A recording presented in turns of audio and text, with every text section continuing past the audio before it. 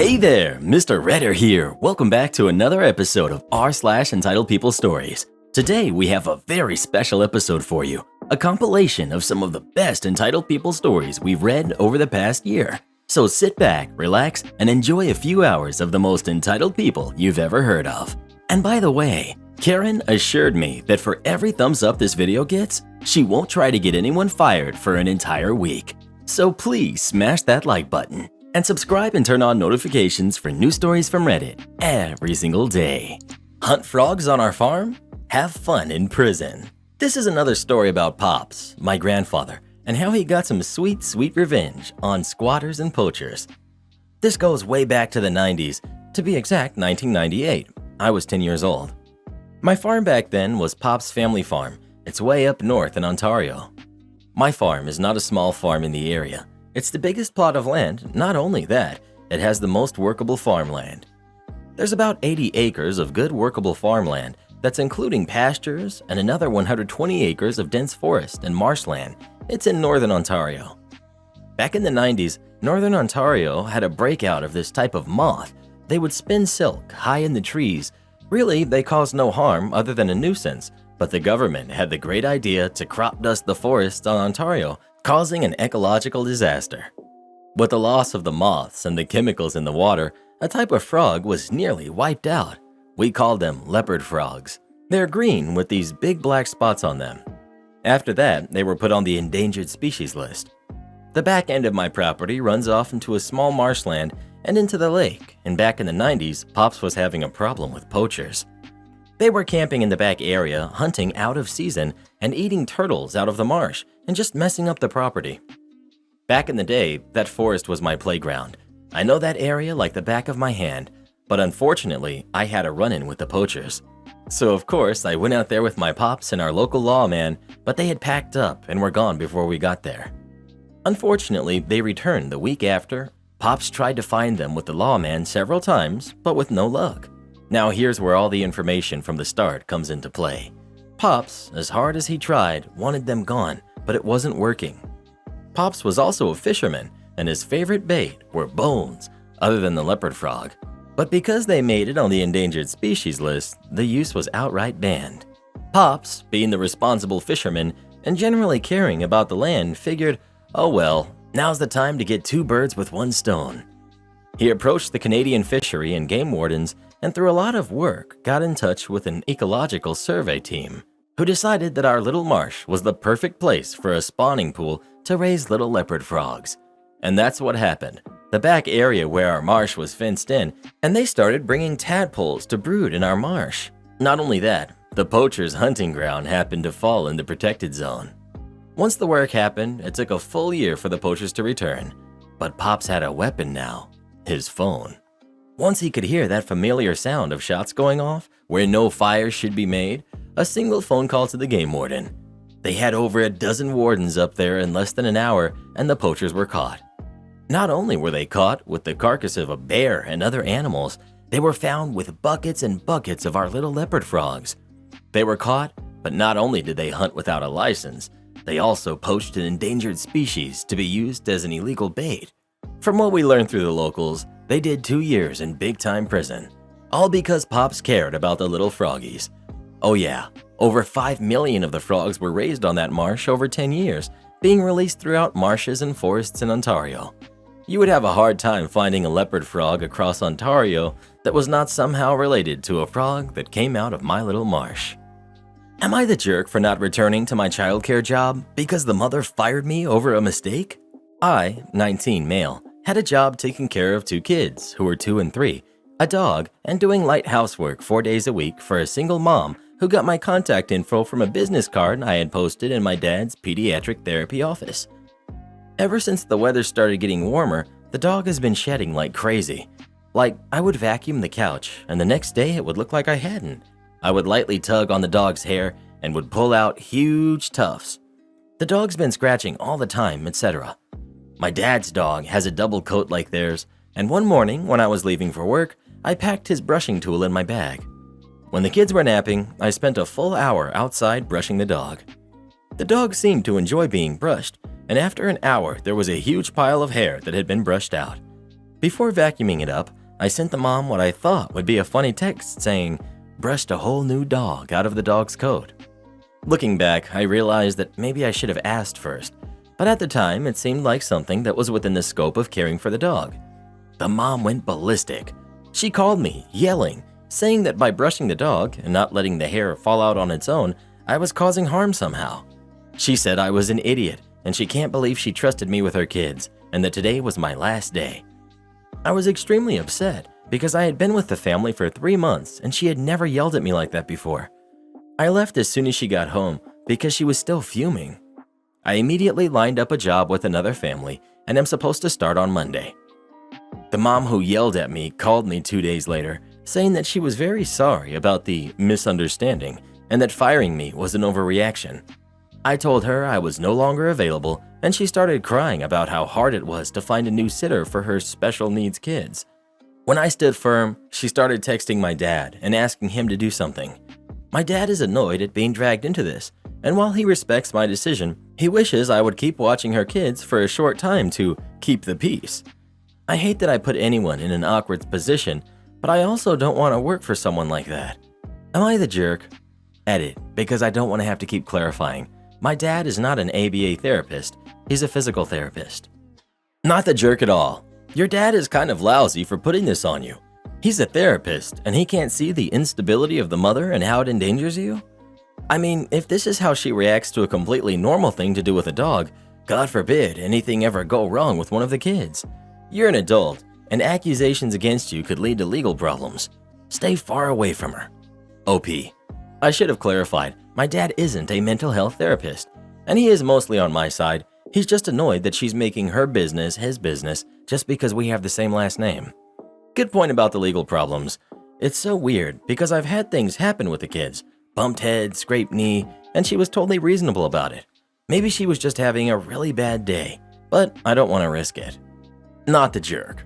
First, brushing a dog who is growing their coat does not hurt the dog, and the fact that she thinks it does is kind of disturbing.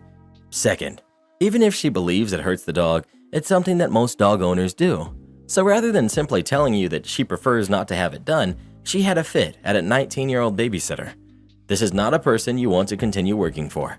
I wouldn't want to go back and have her accuse me of things based on her crazy beliefs. Not the jerk. What kind of idiot thinks it's harmful to brush a dog? The dog was probably relieved to be rid of that loose hair. Build my fence and do it exactly as I designed. So I've posted several stories about my pops, my grandfather, on Reddit over the last week, and well, some people seem to like them. Pops was an old school, rough as nails WW2 vet farmer. Not only that, in my small town in northern Ontario, Pops and his brother were the only contractors in town. Pops took a job from an out-of-towner, some rich guy from Toronto who purchased a small plot of land on the lake for his vacation home. This guy hired Pops to put up a fence all around the house, a 6-foot-high monster fence. The thing is still up today. It's really ugly and completely out of place with the natural beauty of the area. From day one, while marking out lines, this guy was a real jerk to Pops, a real nitpick who thought himself as a top-tier designer. Pops went to the guy because of a problem with his design, and the guy didn't give a hoot.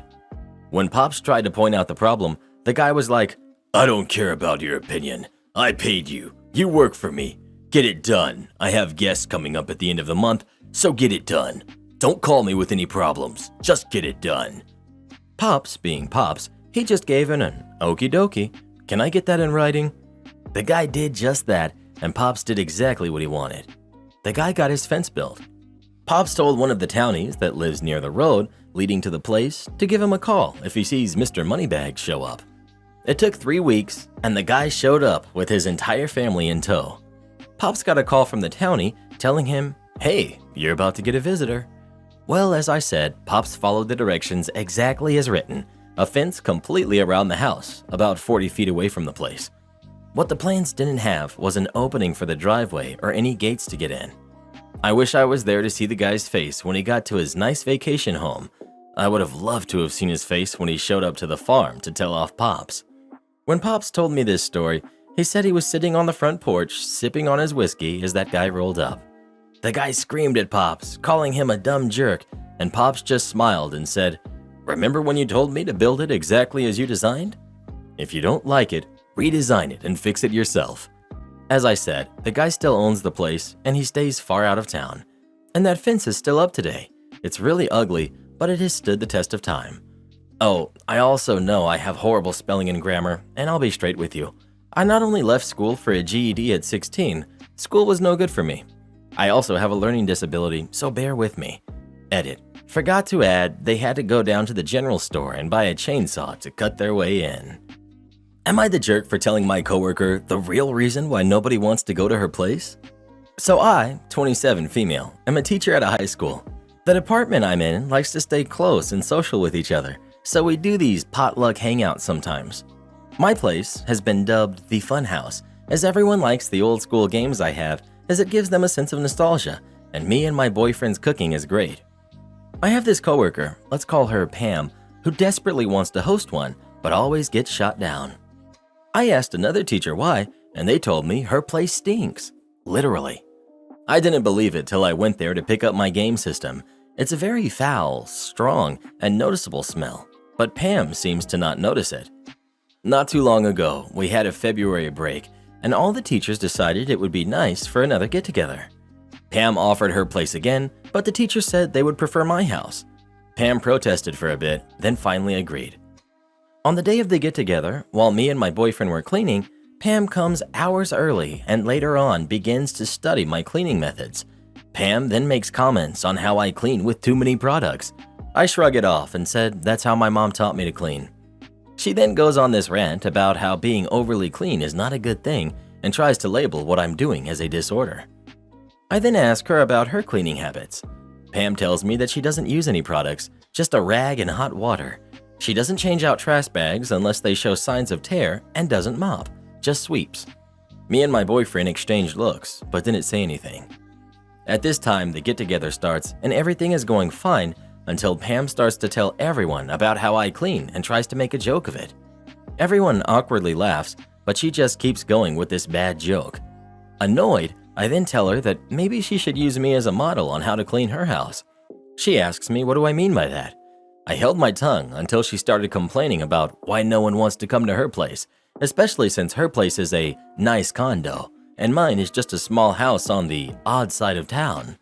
I then tell her the truth, saying that her place smells awful. She thought I was making a cruel joke and laughed till she noticed how everyone was silent. This sent her into a rage, and she calls everyone fake and calls me a jerk for making up such a crazy lie about the smell of her place before storming off. Pam has stopped talking to all of us and even skips out on our Monday meetings. I tried talking to her in private, but she just gets mad. Maybe I should have kept my mouth shut like the others. Am I the jerk? Not the jerk. She sat there and criticized your normal cleaning habits. It's a two-way street. She's more than likely just embarrassed for not realizing that she's dirty. Not the jerk. She walked right into that one. Although the kinder thing would have been that another teacher at this school would have brought up this issue in private after Pam repeatedly tried to host events. Everyone sucks here. She was being rude, has a dangerous mentality about her own cleanliness. But was it necessary to call her out in front of everyone else?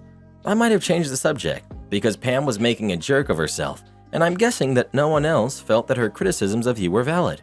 Instead, you said the quiet part out loud and humiliated her. When you socialize with the same people you work with, sometimes you read the room and realize that no good will come from putting her down. She may also have some very odd issue and that she can't smell things very well. Or perhaps she was brought up that way, which would be even more condemning to her. I like this reply. Sometimes people seem to think that if someone is being a jerk, they're justified in crushing them, no matter what. Obviously, Pam was so wrong, but clearly every one of the others in the group understood what OP does not. Some things are better left unsaid, but if it needed to be said, it should have been in a private conversation. Well, what do you think? Did OP take it too far or not? Please let us know.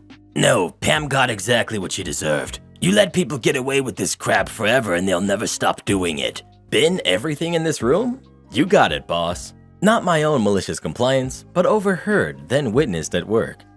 A few months ago, the two owners at my work had a huge disagreement which has escalated to full-blown screaming matches in the middle of the office and nearly into several physical fights.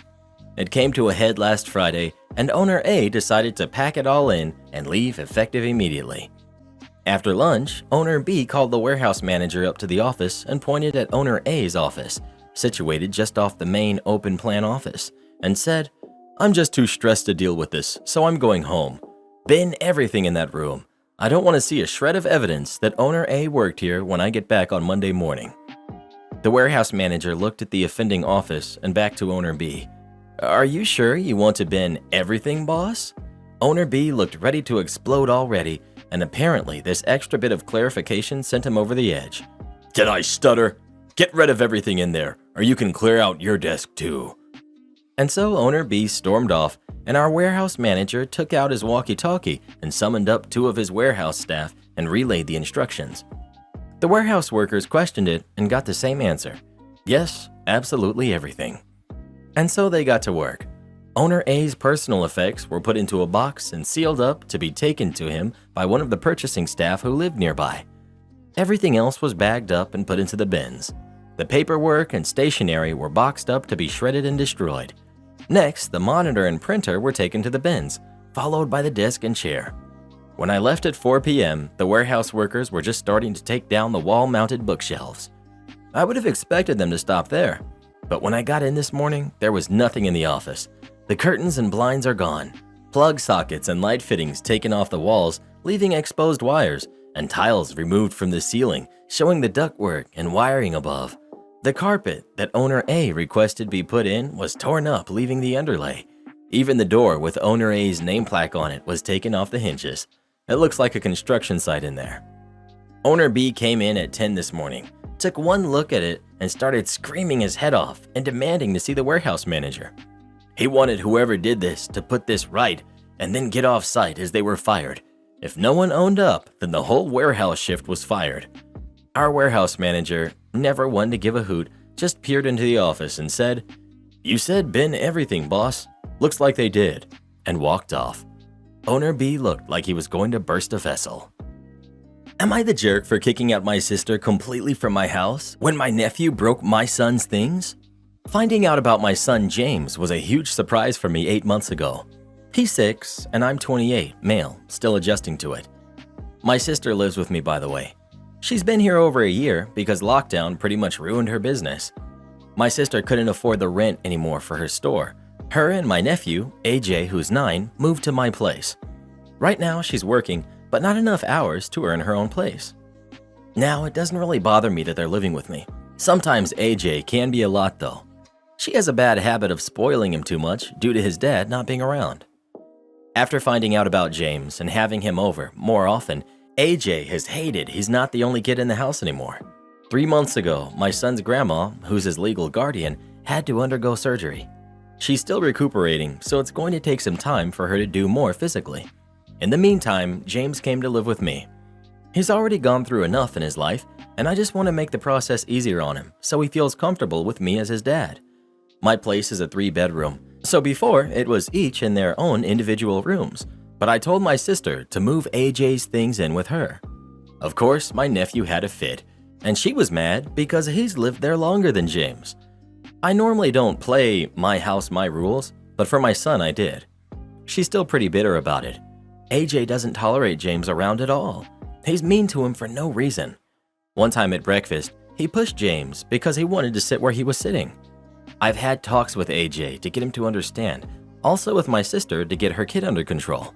Because for one, James' grandma and I are working out a custody arrangement, so him living here was always going to happen regardless of her condition, which meant he'd always get his own room. My sister doesn't do much because she says it's my fault for bringing James in, knowing that this would devastate AJ. On Tuesday, AJ came to James' room and pulled everything out. His clothes from his drawers, broke some of his toys, and the ones that upset him the most is he broke his lava lamp that my son loves. His mom bought it for him a few years ago, and he uses it as a nightlight. I was just so mad for my son because he was crying. It made me react badly on my sister for not stopping it in the first place, but she says she was in the garage. Straight up just told her AJ can't be here anymore, and they need to get out since she obviously can't parent him to control himself. My sister pleaded with me not to because they don't have anywhere to go. We're cut off from family. but I still told them they had to go. They left the next morning. Right now, she says that they have to stay on a friend's couch. She won't stop telling me how awful it is that I threw them out. Now they're struggling even more. I wanted to help them, but nothing was being done about AJ, and it just made me snap. Am I the jerk? AJ is 9 years old, which means he's old enough for his mom to have a conversation with him about his behavior. Not the jerk. Give James a big hug and let him pick out a new lava lamp of his choice. OP. He was really upset about that. It hurt, and it sucks he doesn't want another one because to him, it won't be the same. You're not the jerk, and it's pretty obvious. Your sister seems to think she owned the house you were all living in. AJ was there longer? Bringing your kid to live with you would upset AJ? What a weird thing to say. The world does not revolve around her and her kid, especially when staying in someone else's home. So she's allowed to have a kid around, but you can't? In your house? Your sister has issues and needs to be taught how to parent. Your son being subjected to bullying is not okay. Giving your sister a chance to discipline her kid before kicking them out for real would have been fair, but I don't blame you for your reaction. I agree with all of this, except the last part. The sister has had 8 months to discipline her kid and chose not to. This wasn't an overreaction to a one-time event. It was the straw that broke the camel's back. No more chances owed. Not the jerk. Am I the jerk for not following an old tradition regarding the name of my son? My family has a lot of traditions that come from generations ago, like dishes we eat certain days, or give a boutique to every woman on their birthday, etc. All those traditions are based on a couple from generations ago. I have a great relationship with my dad. He's always been very attentive and supportive to me. Not that his tradition would have let him do otherwise anyway. My fiance and I are going to be parents soon, and my parents are very hyped about it. They already gifted me some stuff for the baby and all. The drama started yesterday when my dad asked me to talk in private. He said he was proud of me, that I was going to be a good father and all of that stuff. Then he said he was going to be there for whatever I, my fiance, and little Timothy VI needed. Timothy is my name, as well as my dad's. One of the old traditions is that the first son inherits the name of his father, who inherited the name of his father, and so on. The same happens with the first daughter of each generation, but it's another name, of course. The thing is, my fiance and I already decided a name for our son, and it'll be Aiden, not Timothy. Neither of us like that name, so that's out of the options. I corrected my dad, and he seemed surprised at first, but then said it was a cute name, and that what he said stayed the same anyway. This morning, I got a call from my mom asking me why I didn't want to continue the family tradition, and that I made my dad cry. I told her that although I feel bad for my dad, I wasn't going to change the name my fiance and I picked. Am I the jerk? Well, what do you think? Is OP the jerk, or is his mom? Please let us know. Am I the jerk for telling my dad the reason I don't respect him is because stepmom always tells him what to do? Title sounds bad, but hear me out. I, 16 female, live with my dad, 38 male, and now new stepmom Amanda, 31 female, and step-siblings Kate and Bo, who are 9 and 11. My dad has this problem where he just totally bows down to whatever woman gets with him. Every girlfriend he's ever had since my mom passed when I was 7 has been the one calling the shots with him. They'd complain about anything, and he'd end up handling it to please them so they'd stick around. It doesn't help that he's only ever dated one crappy woman after another. Within the last few years, I've stopped listening to my dad or any of his girlfriends when they try to boss me around, on the girlfriend's orders usually, because I'm tired. Dad has said I'm going through the rebellion phase, like I'm just being an angsty teen with no real problems. Amanda has taken issue with my bad behavior and is constantly criticizing me and complaining to my dad to straighten me out, and so he's constantly on my case too. It all came to a head this week when Amanda got mad at me for not letting her kids play with my NES. It's old and delicate, and her kids are not. I told her to buzz off, and if she wanted to keep her kids entertained, then she can let them play with her Switch, which she won't because they'll break it. So after that, she stormed off crying to my dad, who stormed into my room to complain at me for being so darn disrespectful to him and his wife. He said I needed to learn some respect for him, but I just lost it and cut him off by screaming at him. I said I don't respect him because he's a chronically whipped loser who would rather coddle his jerk wife than stand up to her BS. He looked really offended and got quiet before yelling that I was grounded, Then he stormed out, slamming my door. Later, my grandma called and said I was being childish and need to shape up, and apologized to my dad because he keeps a roof over my head and food in my stomach, and that's no way to treat him. Am I the jerk? Be quiet, don't speak, just take a seat and don't say a word. Okay, no problem. A little backstory. This takes place in late 2014, and I was pretty fresh out of university at my first real job post-graduation. I landed a junior position for a construction firm putting up the condos around the greater Toronto area at the peak of the condo boom. I was lucky enough to be assigned to the lead safety team, and the lead engineer was my direct supervisor.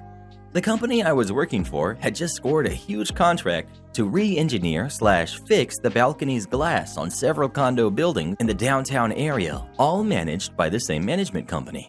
The reason is, the glass they used on the balconies had a tendency to randomly shatter, sending thousands of tiny pebble-sized shards of glass raining down 10 to 35 stories. The official reason was a manufacturing defect. The real reason was prioritizing form over function. The company that built the buildings didn't factor in all of the vibration from the high winds and the heat from the city, and the solution was literally 5 centimeters of rubber, a thicker shatterproof tempered glass, and millions of dollars. But with that out of the way, I was employed in the safety department. We had a difficult time with the design/art department. They cared about form over function and safety. We were at the tail end of a project and about to break ground on a condo development. 2 35-story buildings surrounded by townhomes just off the lakeshore. Unfortunately, to the art department's dismay, we had to add in a wind wall right where the building was situated. It was a high wind zone because of the lake and the highway. There was this wind tunnel that would pass the back road of the building, and winds at 100 kilometers plus.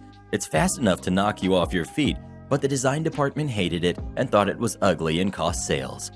After months of back and forth between the two departments, my boss set up a meeting with the design department and put me in charge of doing the presentation, the new junior engineer, because in all honesty, it was just not an important thing. It was just to get them off of our backs.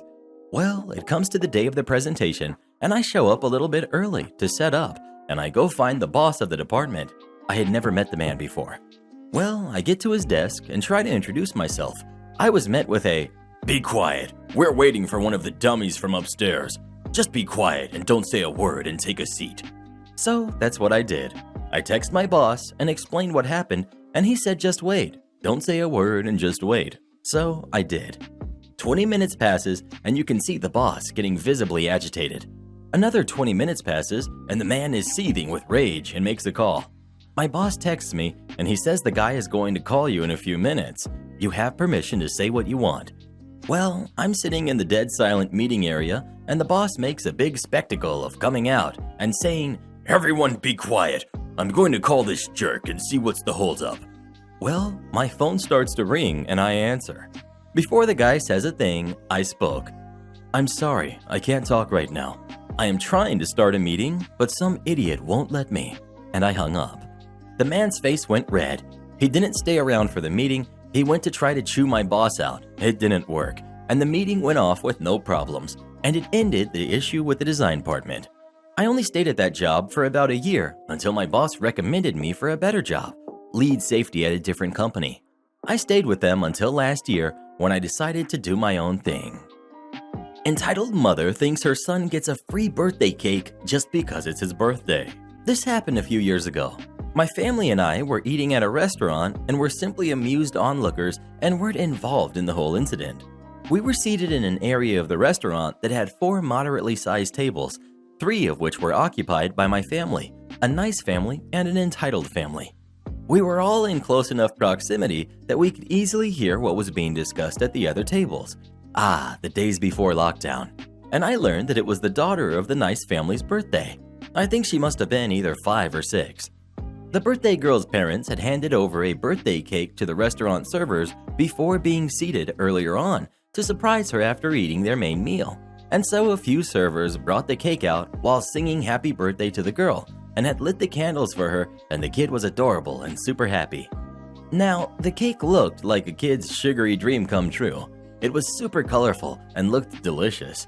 Unfortunately, the kid on the entitled family's table also thought the cake looked delicious and was eyeing it like a hungry little gremlin. The entitled mother spoke up to one of the servers after they had all finished singing happy birthday and said, Excuse me, it's my son's birthday. Are you gonna bring us our birthday cake? Now, her son must have been a little older, like 8 or 9, and I don't know this for sure, but from the brief confusion turned mischief on his face, I'm going to assume it wasn't actually his birthday. The poor waitress looks puzzled and says, "Oh, I'm sorry, we were only given one cake earlier. What's your name? And do you remember who you gave the cake to?" The entitled mother looks at her like she's grown a second head and snaps, What are you talking about? It's my son's birthday, and he deserves a free birthday cake just as much as that girl does. At this point, me and my sister both understand that this woman thinks the restaurant supplied the birthday cake instead of the family giving it to them beforehand, and we cover our mouths trying not to laugh at this woman's idiocy. The waitress catches on too and continues to explain politely that the entitled mother has misunderstood the happy birthday celebration that the servers gave the girl on the other table, and this entitled mother looks super upset, probably realizing that she's made herself look like a right idiot. Well, my son should get a free dessert anyway. It's his birthday. Entitled mother tries to avoid embarrassment by dialing up her entitlement. "I'm sorry, ma'am, but we don't offer free desserts here for any reason," the waitress responds. I know full well that in actual fact, the servers sometimes give out very small free desserts on occasion, usually on birthdays, but only when the families are being kind and appreciative. Because my youngest sister once received one. I'm talking like one scoop in a little bowl with some sprinkles and some whipped cream. But hey, free dessert. But obviously, I was gonna remain quiet and keep watching this lady embarrass herself. And embarrass herself she did. She started kicking up more of a fuss and throwing a tantrum, and even encouraged her son to make a fuss too. The dad on their table looked like he was thinking about filing for divorce, but otherwise remained silent instead of telling his wife to knock it off. Eventually, the manager was summoned, and this entitled woman proceeded to shout some more until she was told that if she didn't stop shouting, she would be asked to leave. At this point, she had ordered food, but hadn't received it yet, and thankfully, she shut up. She kept muttering under her breath about how she was gonna leave a bad review, and even had the gall to ask the nice family for some slices of their daughter's cake. Obviously, they said no, especially after seeing how they had treated the poor waitress, and it was super satisfying to see the entitled mother get shot down again. My rude Karen neighbor demands I help her with her car problems. I live in a condo/townhome with 4 other neighbors belonging to our condo/property board. We all have our own driveways on the property. When I first moved in, my neighbor, Jane, who doesn't have a car, said we could use her driveway from time to time if needed for making space for snow removal. I have 2 cars. Since the driveways are only 1 lane, one of my cars is always blocked in by the other. One day a few months ago, I wanted to take one of my cars to the car wash because it had been sitting there for quite some time. So I took car number 1 out of my driveway, parked it in her driveway, and then took car number 2 out and went on my way to get the car washed. I thought since she had said it was okay, I would leave car number 1 in her driveway until I got back, rather than putting it back in my driveway and having to move the cars around again when I got back. When I got home, Jane was banging on my door furiously. She told me that if I parked my car in her driveway again, she'd call the police. I was a bit confused because she had said it was okay. I ended up trying to be the bigger person and apologizing. I said I was sorry for the misunderstanding and that I wouldn't use her driveway anymore. After that, she was very unfriendly whenever we had crossed paths, totally ignored me if I'd say hello. Fast forward to now. She has a used car that she purchased. Her battery is not working, and she knocked on my door asking for a boost. She has seen me give a boost to another neighbor not too long ago. She said she was now running late for an appointment and really needed my help. I said, sorry, can't help, and I closed my door without another word. Another neighbor, who knows about Jane threatening to call the police, saw this whole interaction and thought I was a bit harsh and should have just helped Jane and given her a boost. So, am I the jerk? Edit. So, I'm creepily listening and watching through my window. The other guy is helping her out. He got her booster cables ready and just slipped on the ice and fell. He kind of landed right on the fender of her car while trying to save himself from falling, and now there's a dent in it. She's losing her crap and asking him how he's going to fix this. I was starting to feel like the jerk from a lot of the comments, but now I'm kind of glad I didn't help. Edit for clarification. This was the first and last time I had put my car there. Another neighbor who doesn't have a car extended the same offer to us. I am also friends with the previous owners. They said they had always parked one of their cars in her driveway and she had never had a problem. They told me they did this on numerous occasions during the 9 years they lived here. I told them this whole story. They were surprised by her reaction. Also, where I live, snow removal is not us shoveling snow. It's a company that comes by with a big tractor and removes snow. Sometimes we can be waiting several hours for them to come. That's kind of why I didn't think 10 minutes would be a big deal when she had said I could park there while waiting for the snow removal to come, which could have potentially been hours. Not the jerk.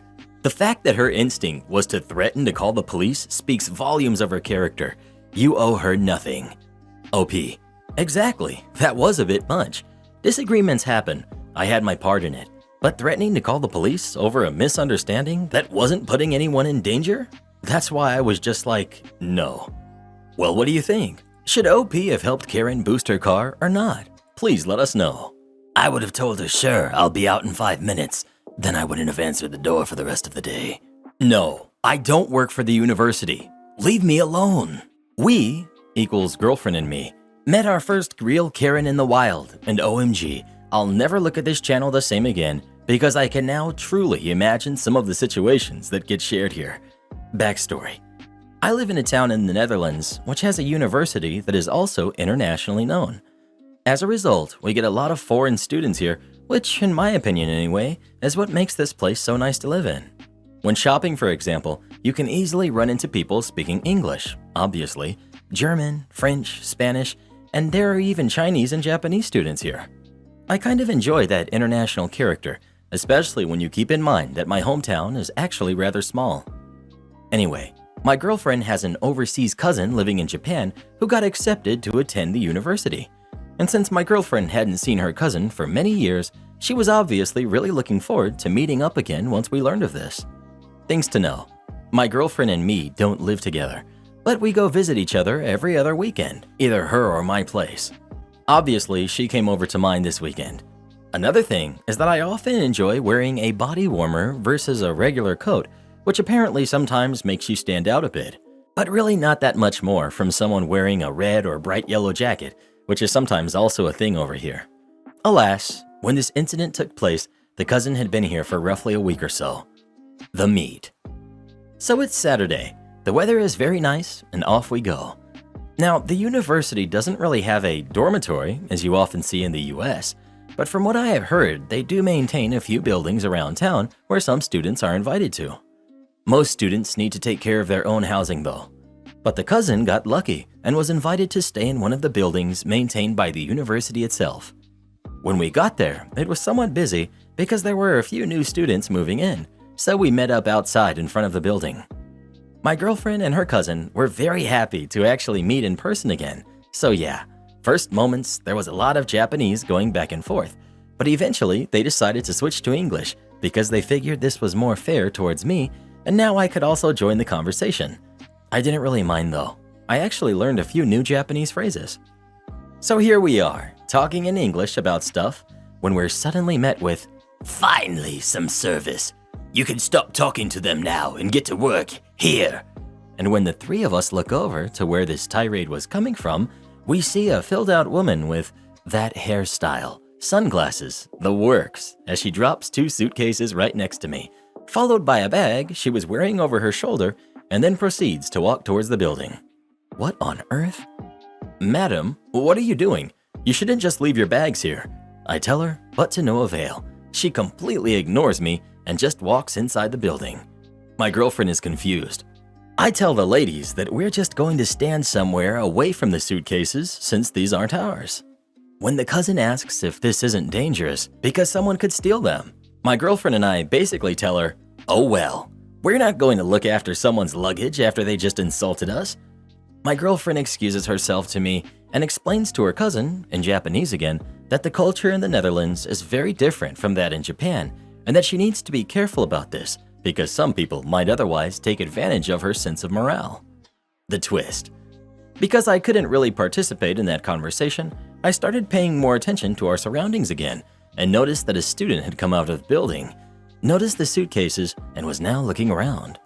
When he noticed me looking at him, he asked me if I knew whose suitcases these were. And I told him, in my language, some arrogant American jerk has left these behind. And the very moment I told him, I noticed that he immediately knew who I was talking about. He tells me that she was the mother of one of the new students, and she had been nothing but trouble for the past few days. However, because they couldn't really do anything about her, they just tried to ignore her as best as possible. Also, because the daughter was nothing like her mother at all, and even profusely apologized several times for the somewhat mental behavior. One of the reasons the daughter decided to attend this university was also to get away from her mom in the first place. Fortunately enough, the mother would be gone in a few days, and that would be the end of it, so people just figured they'd cope while it lasted. Next, he grabs the suitcases, declines my offer to help, and tells me that he'll take them inside the building to keep them safe, and he'll let the student know about it. Say, if anyone other than the mean lady asks, please tell them that name has them.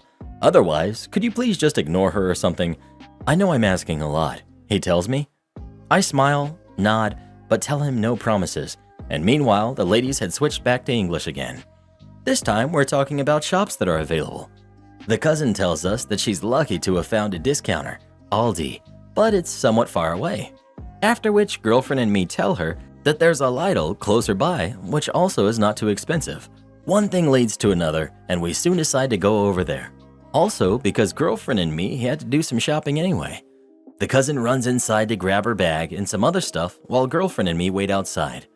The fallout. Sure enough, jerk lady shows up again, spots me and storms over. Hey, you! Where are my bags? She yells. I tell her, how should I know? Maybe try asking inside. And she looks upset. No, that is your job. You go get my bags already, right now. Is this for real? Are we actually experiencing a Karen in the wild? It was then and there when I decided that I would write this up, especially when I replied, Madam, this isn't my job. I don't work here. She almost cuts me off. Shut up. Of course it's your job. You're wearing the uniform. At which point my girlfriend completely loses it in laughter, which visibly annoys the Karen even more. You call that a uniform? My girlfriend stammers. She now officially has the giggles. Poor me. How stupid are you? And she laughs some more, almost doubling over. See, we actually had a small argument about my choice of pants that morning. I wore a rather worn-out pair of jeans, of which the end of the pipes were basically torn in half, because I figured I'd just wear it, despite it being a little bit too long for me. Strong boots, plus little disregard for puddles, just do it, eventually took their toll on the pipes. I think it looks kinda rough and rugged, better than people who wear pants with holes in them, but my girlfriend disagrees, though she does respect my choice, bless her. But yeah, what uniform? Alas, now we had an enraged Karen. What's your name? I'm going to report you to the management. She yells at me. My girlfriend's giggles now also started to have their effect on me, so I go, you don't need to know our identification. Even briefly making the gesture a bit, which obviously triggered my girlfriend even further, which in its turn enraged the Karen a whole lot more. She actually turned red. How dare you make fun of me? This is all your fault. I'll have your job. I'll sue. Just you wait. You're going to pay big time for my damages, and once my lawyers... And then I followed up on something that I actually remembered more people mentioning on this very same channel, which was already fully in my mind by then. I raised my finger and moved it straight into her face. Much to my surprise, this was the very first time in my entire life I ever did that, it actually worked. She actually piped down, giving me the opportunity to retort. I told you, I do not work here. I do not work for the university. I do not work for this building. I'm a visitor. I even tried to warn you about this, but you chose to ignore me. What kind of idiot just dumps their suitcase next to a complete stranger in front of a building? The shopping. At this time, the cousin comes out again, sees the commotion, but my girlfriend quickly snaps out of her giggles, at least for the moment, which is all I noticed, and beacons her cousin over while she starts walking towards the gate, giving me a quick pat on the back to make me aware of this. So I tell the Karen, go inside. Try asking nicely if someone knows about any unattended suitcases and leave us alone.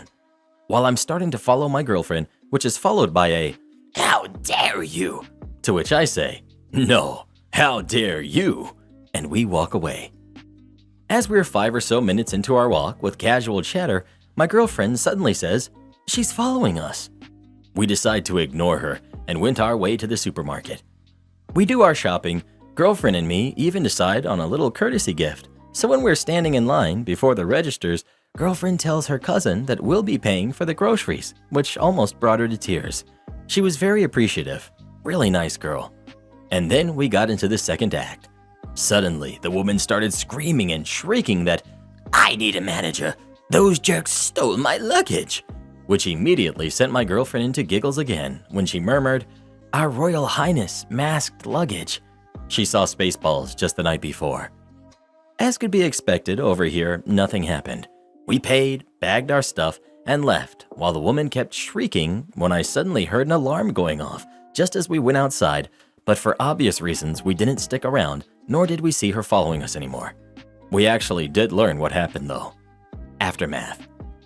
This evening, my girlfriend gets a text from her cousin asking if we could meet in the park. In the evening? Strange. But we go over there, and sure enough, cousin is there with another girl. This girl turned out to be the Karen's daughter, who immediately apologizes to us, telling us over and over how sorry she was for what had happened. She learned that girlfriend's cousin was somewhat involved in all the happenings, and thus asked and pleaded, almost begged her if she would please allow her to apologize to us in person. Writing this up still makes me swallow uneasy. This still gets to me. I feel really bad for that poor girl. At the same time, I also really admire how she manages to distance herself from all the crap that her mother is pulling. Seriously, if she would ever ask for help, then both girlfriend and me will probably step right in, even though we don't know her. Yeah, she was nothing like her mother. Nothing at all. The apple can fall far from the tree, it seems. I honestly felt, and still feel, sorry for her. Really, because she was so sincere. Very honest and really a fun and cheerful person to be around. We're even planning to invite her to a future shopping with the 4 of us. See how that goes. Me and 3 giggling girls. Oh dear. But what happened? Enter the Netherlands, where no one pays any attention to screaming lunatics. Unless, of course, they try to leave a store with stolen goods. It seems she took something out of our cart, but although none of us noticed her doing that, my girlfriend did notice the item, the candy, was missing. So she just grabbed it again from the racks next to the registers, and we checked out as if nothing happened. When we just bagged our things and left, versus getting upset over our missing item, I guess, the Karen lost it and ran after us, which triggered the alarm, which triggered security. And because of her actions, several cashiers already had their eyes on her, so when she did make a run, they immediately got her. No, she didn't spend the night in jail or anything. In the Netherlands, we take great care for our criminals. But according to the daughter, the experience did have its effect on her mother. Not a positive one, though. It seems the mother is going to sue Lidl once she's back in the States because they served someone who stole her luggage. Even the fact that the daughter got her suitcase back afterwards doesn't seem to change this. Tomorrow she'll be gone, though, and we can sleep easy again. My heart goes out to all our US Redditors who risk having to deal with this kind of stupidity on a daily basis.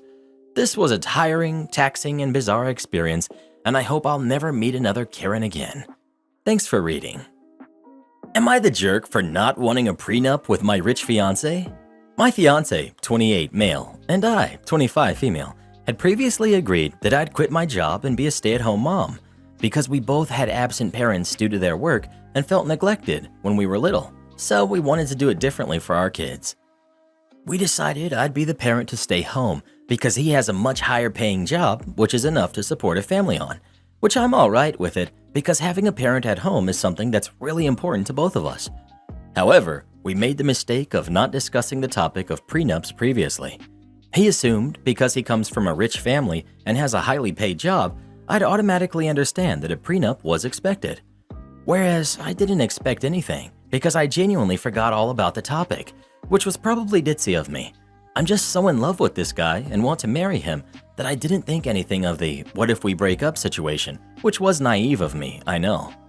I told him I don't want a prenup because I'd be giving up my career to raise the kids and would be left with nothing financially if we were, God forbid, to separate. It would be a struggle to get back to where I am wage-wise and to find somewhere to live. I come from a poor background, so my parents wouldn't be able to support me aside from letting me and my kids sleep on their two-seater couch, which isn't a good look for custody agreements. So I gave him a compromise that I'd sign the prenup, but I wouldn't quit my job to be a stay-at-home mom, but he still insists that I sign the prenup and be a stay-at-home mom. Am I the jerk for not wanting a prenup? Edit 1. No contract has been drawn up yet, but verbally, he wants a prenup that offers me nothing at all. My apologies, that was vital information, I should have mentioned it earlier. Edit 2. I appreciate all the comments, thank you. A lot of very valid points have been raised, especially that my fiance's behavior is a red flag. I totally agree. I hate it, but I am honestly reconsidering my relationship. So, he wants you to give up your financial independence in order to raise a family with him, but also wants to make sure you're not legally entitled to any of his wealth should things not work out? Absolutely not the jerk, and do not sign it. OP. Correct. That's the wording I was looking for. Thank you. Tell him you are open to a prenup, but you want to negotiate it in such a way that takes into account what you are giving up, because you make very valid points. Get a lawyer to help you negotiate. It's absolutely reasonable to have something in place that protects both of you, plus any potential kids. It's not just what you are giving up. You should have a reasonable expectation for you and your kids to be taken care of in the same way if he was to suddenly decide that he wants to replace you sometime in the future. If he has a prenup that says you get nothing, then what's stopping him from going out and having other women if he doesn't face any consequences? I'm not saying he can't have a prenup, but you should have one that at least protects you and your kids from being dumped on the street. OP. I agree. Not the jerk. Are you sure you want to be married to this guy? He's clearly showing you who he is and how much or how little he thinks of you. Believe him. 100% not the jerk. If he wants you to give up your financial independence without any future security, I wouldn't sign it unless it had something in there to make sure you'd be financially covered in the case of a separation. Seek some legal advice on how to make sure the prenup is fair if you go down that road. OP. Alright, thank you. Not the jerk. If you're going to drop your career and make no more money yourself, you have every right to want to keep that now for if something happens. He's crazy to think that you'd be okay with being left having nothing because you sacrificed everything to be a stay-at-home mom. OP. Precisely. That's why I'm so flabbergasted that he would want a prenup that doesn't benefit me at all. Not the jerk. Leaning towards you are the jerk. Prenups must be written in a fair manner to avoid the scenario you are describing. Marriages break down. In fact, there is more of a chance your marriage will fail nowadays. Why would you not want a mutually agreed upon set of guidelines to take the acrimony out of a split? 1. It's to protect his family's assets. I can support that. 2. It gives you an opportunity to retain independent legal counsel that will more than likely stipulate spousal support, temporary or permanent. I don't understand why there is this hesitation for prenups. They are the best way to ensure you have a clean-cut separation set aside by both spouses when they are sane, rational, and not muddled up by the roller coasters of emotions associated with divorce. Some might say it's unromantic, but so is going through a divorce. Marriage is about love, yes, but let's stop pretending that it also is not an economic partnership. Well, who do you think is the jerk? OP or her fiancé? Please let us know. Am I the jerk for not expecting my daughter to pay for her brother's wedding after she was disinvited due to his fiancé? I have a son, John, who's 28, and a daughter, Rita, who's 31, and both are on okay terms with each other. Ever since my husband passed, nearly a decade ago, Rita has stepped up and taken care of all of us financially. She's funded a huge portion of John's life and helped him get a job without debt. She's let me live with her in her house and is very, very soft-spoken and calm. Recently, John proposed to his longtime girlfriend, Sam, and they've begun planning their wedding. Sam and John have made it clear that they want Rita to help them out financially, again, as they're saving up for a house and to have a kid. Sam has a huge family, and everyone there has very close relationships, so they've already cut down on the guests from John's side. Neither I nor Rita care about this, but recently, one of Sam's long-lost childhood friends informed them that she'll be in town during the wedding, so they had to remove one guest because of the venue's rules, and that person was Rita. Sam told John, and John told me that she doesn't want Rita to be there because they're not very close, and she can always see the couple sometime else. I was rude and questioned her as to why they're removing someone who's helping them out, to which the reply was, "I don't like how she's butting into John's life, and that childhood friend is more likable." Rita's hurt and told the couple that she won't be paying a dime for their wedding, and even went as far as planning a trip on the same date with her friends. Now John and Sam are yelling at me, saying that I've spoiled her and made her into an egotistical loser, but Rita's already given them an engagement and a wedding gift, apart from the funding. So I told them that she's done her part, and that childhood friend could cover the expenses. Sam is mad and is threatening to go no contact. Am I the jerk? Not the jerk. Who removes their sister from the guest list to make room for their fiancé's friend? Seriously, that's a massive jerk move. Why should they still expect her to pay for the wedding when she isn't invited? This is so ridiculous, I question whether or not this post is real. OP. Sam's not really fond of Rita, but they've never met without me being there. It's irrelevant whether they like Rita or not. It is rude and baffling to expect her to pay for a wedding from which they have disinvited her. Not the jerk for supporting Rita. Wow, how on earth did your son end up so entitled? Or has Sam been putting this all in his head? How awful for Rita. John and Sam are most definitely the jerks here. Probably because he has been used to Rita providing everything quietly. OP mentioned Rita is very mild-mannered. I hope Rita stops helping them out from now on and lets reality smack him in the face. Am I the jerk for asking a kid to stop playing loud music in a restaurant? I went out for breakfast with my kid at a chain restaurant in the US. When we sat down, a kid at the table next to us started playing music on a cell phone at full volume. It was really loud. I politely asked them to turn the music down or off. The parent looked at me like I was crazy and refused. I got up and asked for a different table because I did not want to listen to someone's loud music throughout my meal. When I sat back down, I apologized to the parent for upsetting them and explained that I am hard of hearing and that excessively loud sounds would make it difficult for me to hold a conversation with my daughter. The parent went off on me, saying that her daughter is autistic and that she had never asked someone to turn their phone volume down in a public place, which this is not. It's a privately owned restaurant. Am I the jerk here? Not the jerk. You were polite. You even apologized. Not the jerk. What an obnoxious parent. The kids should be wearing headphones. I see grown-ups do the same thing on the train all the time. Once, I kindly offered someone the use of my headphones. It shamed the guy enough to turn off the music. Have you ever worked with someone who literally had to be monitored through their entire shift? For a while, I was working in a restaurant that basically lived by the like a family mantra. Management knew we all had crap going on and generally took great care of us. Unless you were doing something that was both illegal and harmful, it was basically impossible to get fired from this place. That last point has its pros and cons. Enter Tiff. Tiff was a sweet, sensitive woman with blatantly disabling mental issues. It was obvious to everyone who worked with her that Tiff cared what others thought of her and wanted to do a good job, but she seemed unable to complete most multi-step tasks. After weeks of one-on-one training, she would still need to be given instructions one step at a time and always needed someone to keep her on track. It's cruel, but multiple supervisors complained that Tiff was like a reverse employee, because having Tiff on the roster meant you'd be juggling your job and babysitting her, because there were many, many things Tiff had to be kept from doing. Eventually, Tiff was relegated to stalking duty, a position created entirely for her, and the only thing she was capable of doing in the restaurant. Tiff could not take an order, refill drinks, seat guests, or be in any customer-facing position, nor did she possess the mindfulness to work in back of house, but she was great at stalking. We did have to create a list for Tiff detailing each item that needed to be stocked, and then later modify it to say what time she should restock each item. But once Tiff overcame that hurdle, she ran with it. We had what was perhaps the most well-stocked restaurant that has ever been, and it was because of Tiff. Unfortunately, even after finding Tiff's niche, we still had a lot of strange events unfold.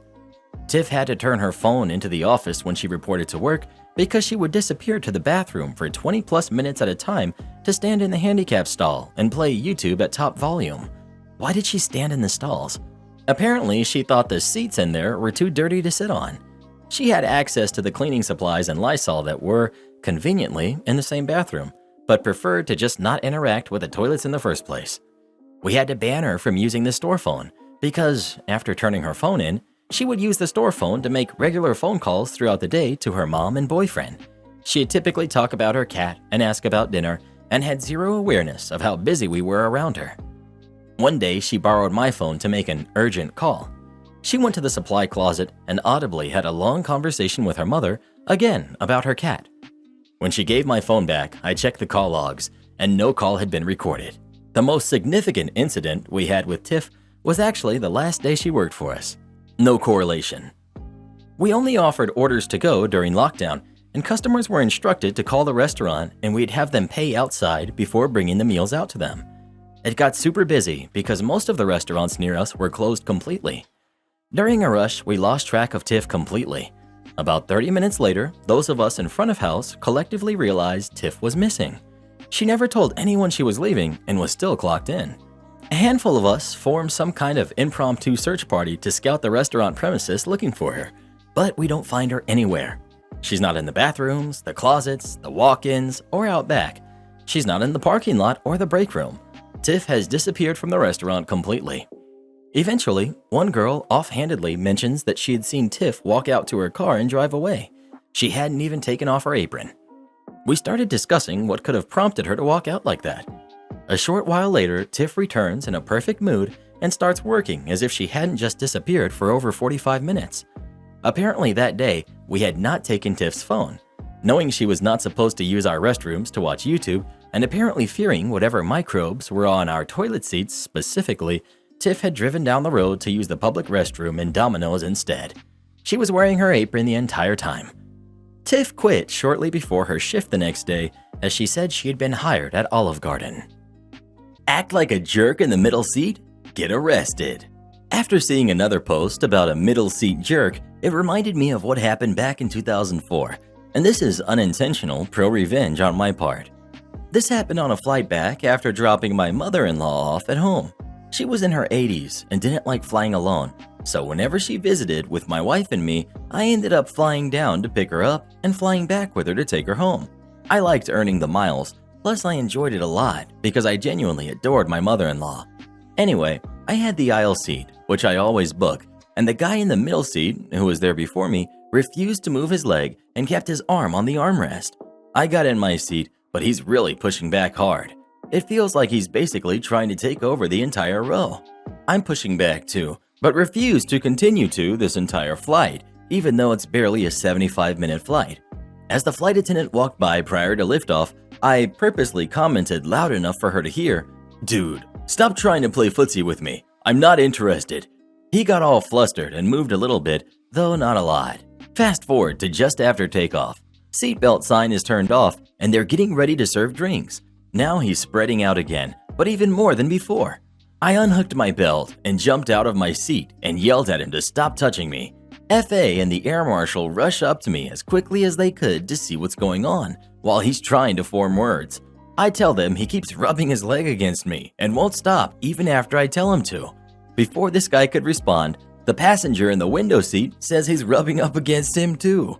He gets taken out of the middle seat, protesting the whole time. He sat down in a jump seat with the marshal next to him. The FA comes back to me and the guy by the window and offers us a free drink for our inconvenience. We both accept gladly. Free beer is always a good thing. About 20 minutes before the flight is supposed to land, the marshal comes back to me and asks if I wanted to press charges. I seriously thought about doing it, but said no. I'm just glad he's not next to me and pushing up against me. The guy in the window seat said the same, and we figured that was that. After the flight landed and we had exited the plane, I see the middle seat guy in cuffs and a couple of cops talking to the FA. The air marshal saw me standing there and walked over to me. I asked him what happened.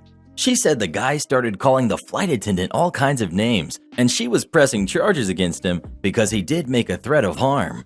He asked me again if I wanted to press charges, and again, I told him no. The guy's already in enough trouble. As I walked away, I looked at the idiot and started laughing. Maybe next time he'll just move. I didn't want him arrested. I just wanted him to stop being a jerk. He's the one who decided to make it worse for himself. My fiance let my snake loose outside, so I kicked her out. I, 27 male, have always been an animal lover. I love snakes, tarantulas, scorpions, lizards, geckos, dogs, and cats. When I moved out of my parents' house and into my townhome, I decided to adopt a ball python. She is very docile and loves to be held. I set her tank up in one of the rooms downstairs.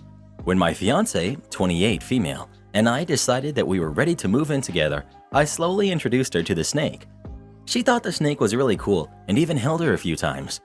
A few months ago, her friends came over, and ever since, she's been asking me to find a new home for the snake. I had to travel to another state for work and trusted her to take care of the snake. I was gone for a week, and when I came back, I saw the tank completely gone. I searched all over the house, and it was nowhere to be found. I went outside and checked the wooded area behind the townhome and found the tank. The tank was open and no sign of the snake. When my fiance got home, I showed her the tank and told her to go pack a suitcase and to find another place to stay. Her defense was that I was giving the snake too much attention. Fiance is currently staying with her parents, and they think that I'm overreacting over an animal. Fiance is upset that I won't talk to her or accept her apology. Am I the jerk for kicking my fiance out of the house for letting my snake loose outside? It's illegal to turn animals loose like that in the wild. Not the jerk. Your fiance is messed up. Agreed. The snake very well might not live due to the fact that it's used to being a pet and not used to being outside. This would be like letting a dog run free. OP should break off the engagement. I almost always consider this sub's recommendations to end marriages, break off engagements, go no contact, etc. to be heavy-handed. But this one is messed up on so many levels. The casual animal mistreatment, the fact that she did this to something she knew you love, the jealousy towards a pet, the secret betrayal, and not to mention her family backing her up that all of this is no big deal. OP, your life will be horrible if you marry this messed up person and her messed up family. Not the jerk. I think a lot of the breakup recommendations are good, to be honest. My perspective is, if it comes to the point where they are asking anonymous strangers for their opinions about relationships, then there's probably a lot more issues going on too, meaning the relationship probably won't last. Well, what would you do in this situation? Would you stay with your fiancé or break up with them? Please let us know. If Reddit boy ever let one of my pets go, he'd need a new head. Update my emergency contact info? I don't even work there anymore. This is an interaction I just remembered and figured it might fit here. Years ago, I worked as the administrator for a pair of residential treatment facilities where individuals with long-term mental health issues lived.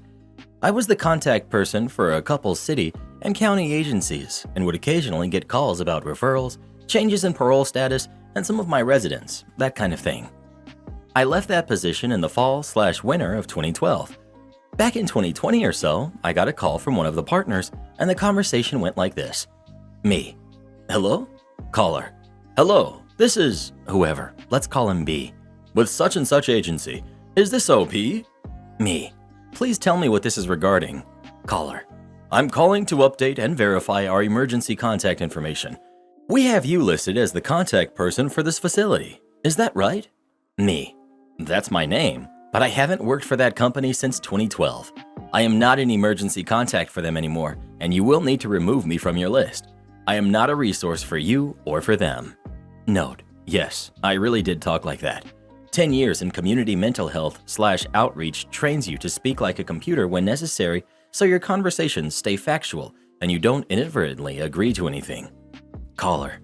Well, we need some sort of contact information, and yours is the most up-to-date we have. Please spell your first and last name and your email or mailing address so our contact information is correct, and me. Stop right there. I'm not verifying any of my contact information, as I'm not an employee of the company and cannot be used as a resource.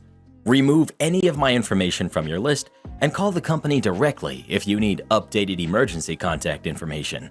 I don't even know who works at those sites any longer. I've been gone for years. Caller.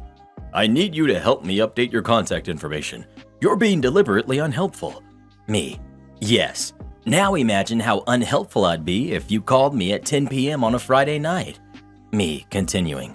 Again, please remove me from your list of contacts altogether. I no longer work for the company and will not be handling any emergency calls. If you continue to harass me, I'll make my own call to the company and report you for harassment. Caller. Man, I'm just trying to do my job. Me. Yeah, well, you're also trying to get me to do something that is definitely not my job. Please do not call me for emergencies. Goodbye. I ended the call. And that was that. I know it reads like a script or a fake story, but yeah, A decade in community mental health/social work teaches you to talk like an automation sometimes, so you don't inadvertently reveal someone's protected information, and it does help one maintain a really weird level of professionalism and boundaries to keep you from overpromising something to someone. Am I the jerk for serving my brother-in-law's dinner using toy utensils? I, male 17, moved in with my sister after my parents kicked me out. Another story. They said I'll have to temporarily stay here until I get back to normal, which I don't think I will. But anyways, so I moved in with my sister and her husband about a month ago. FYI, she does everything around the house. I started helping here and there, as well as looking after a 2-year-old niece, and now she's 6 months pregnant. Brother-in-law does nothing because he's the breadwinner, as he claims, but in my opinion, he's taken it a bit too far. Example, he'd tell her to start his laundry once he takes it off, put dinner on the table once he's home, get the shower ready, and so on. They fight a lot because my sister is exhausted and burnt out. I usually put my headphones on and mind my own business, but 2 nights ago there was a lot of commotion once he came home, so I went to see what the issue was. Turns out, brother-in-law was complaining about dinner and my sister was too exhausted to get up. I mean, the dinner was already cooked, but he wanted her to put it on a plate for him on the table. I told my sister I'd do it, but instead of using their kitchen utensils, I used my niece's toy utensils, like a toy cup, toy plate, toy fork, and a tiny napkin. And I put the food on the toy plate and the drink in the cup while brother-in-law was in the shower. He then came into the kitchen and sat down and stared at the plate for a few seconds. He then looked at me and asked what the heck this was and whether I was joking. I told him if he wanted to act like a helpless child, then he might as well get treated like one. He began yelling and my sister came inside. He then threw the napkin and stormed off upon saying that I disrespected him and that he'll let my parents know about what I did. My sister saw what I had done and started laughing. I went into my room, but the argument didn't stop. Now he's expecting an apology from me for meddling in his marriage and pulling this crappy stunt on him. I could be the jerk for this, but I was just so mad for my sister and also sick and tired of being sick and tired of the nightly fighting over dinner. Okay, so this is really funny, and he totally had it coming, but we all know you should have stayed way out of this. I get that you were trying to stick up for your sister. Who deserves that? Please accept my softest, everyone sucks here. You might have actually made them fight more. People like your brother-in-law often take these things out on people like your sister. Yeah, I mean, I agree that while it was definitely well-deserved, it probably wasn't the smartest thing to do. For OP, since he needs to make sure he still has a place to live, and for the sister for the reasons you said. Although from the post, it does sound like the sister also found it funny and wasn't mad at him for doing that. Who knows, maybe sister is also reconsidering staying married to this jerk. So yeah, agreed with the very, very soft, everyone sucks here. Not the jerk, but honestly, OP, in this situation, it might be better to keep your head low and stop antagonizing him. It sounds like you're surrounded by a really bad situation, but antagonizing this monster is going to affect your sister more than it affects you. You're a guest in their home. If she needs help, you help her. Ignore him at best. You don't have to be a peacekeeper, but don't do the opposite. Everyone sucks here. But what you did was hilarious, and he had it coming. Not the jerk. Also, yikes. Your brother-in-law needs massive help. He sounds like a jerk. Support your sister in this time. Make sure she knows that you're there for her. She needs a divorce ASAP. Well, what do you think? Is OP the jerk, or is his brother-in-law? Please let us know. Next time, don't forget to bring him a bottle of milk. Neighbors involve law enforcement only to be told their own actions count as harassment. My husband, male 43, and I, female 30, recently moved into a house that was previously owned by his parents. The neighbors, who we'll call couple JK, on one side were friends with his folks. Small description of the layout. Our garage door points to the side, so it points towards JK's house. It happens that their bedroom window is facing the garage door. Above our garage door is a small light that illuminates our driveway. Both my property and my neighbors are on a full acre in the country, outside city limits. They have complained about that light since his parents owned the place.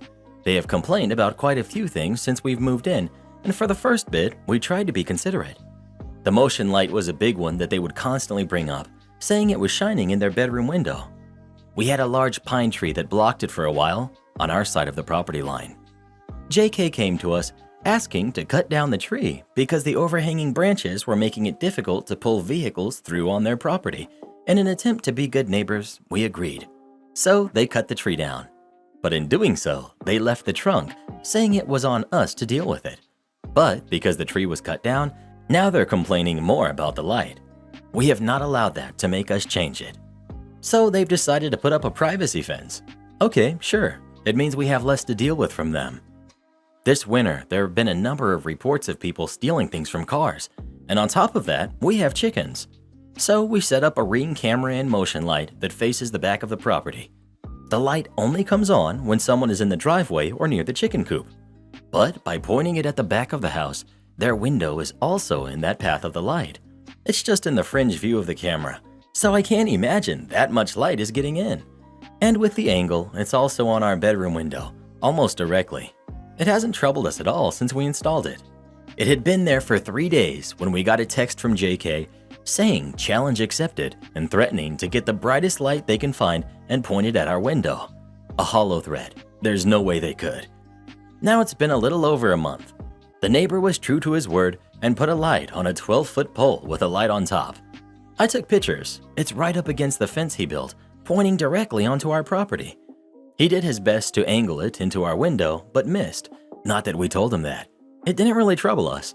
He took it down about 4 days later, never saying a word. Then they called the sheriffs on us. After sending progressively more aggressive and insulting text messages, always from the husband, Jay, they resort to calling law enforcement. The officers showed up, very polite, and we talked with them. Showing them the light in question, they agreed that its placement was fine. We mentioned the text messages, and the officers asked to see them. My husband showed them his phone, and the officers' entire demeanor changed. They apologized for interrupting dinner and said that they would go next door and talk to the neighbors. We got a text the next day from the wife, Kay. It was finally what we wanted. According to her, she knew nothing about her husband's behavior. She had been out of town when he had put up the spite light and made him take it down when she got home. She didn't know about the text messages he had been sending. The sheriffs told them both that my husband and I have enough to make a real harassment case against them. She would like a chance to talk face to face. She spoke with my husband today, and it genuinely seems sorted.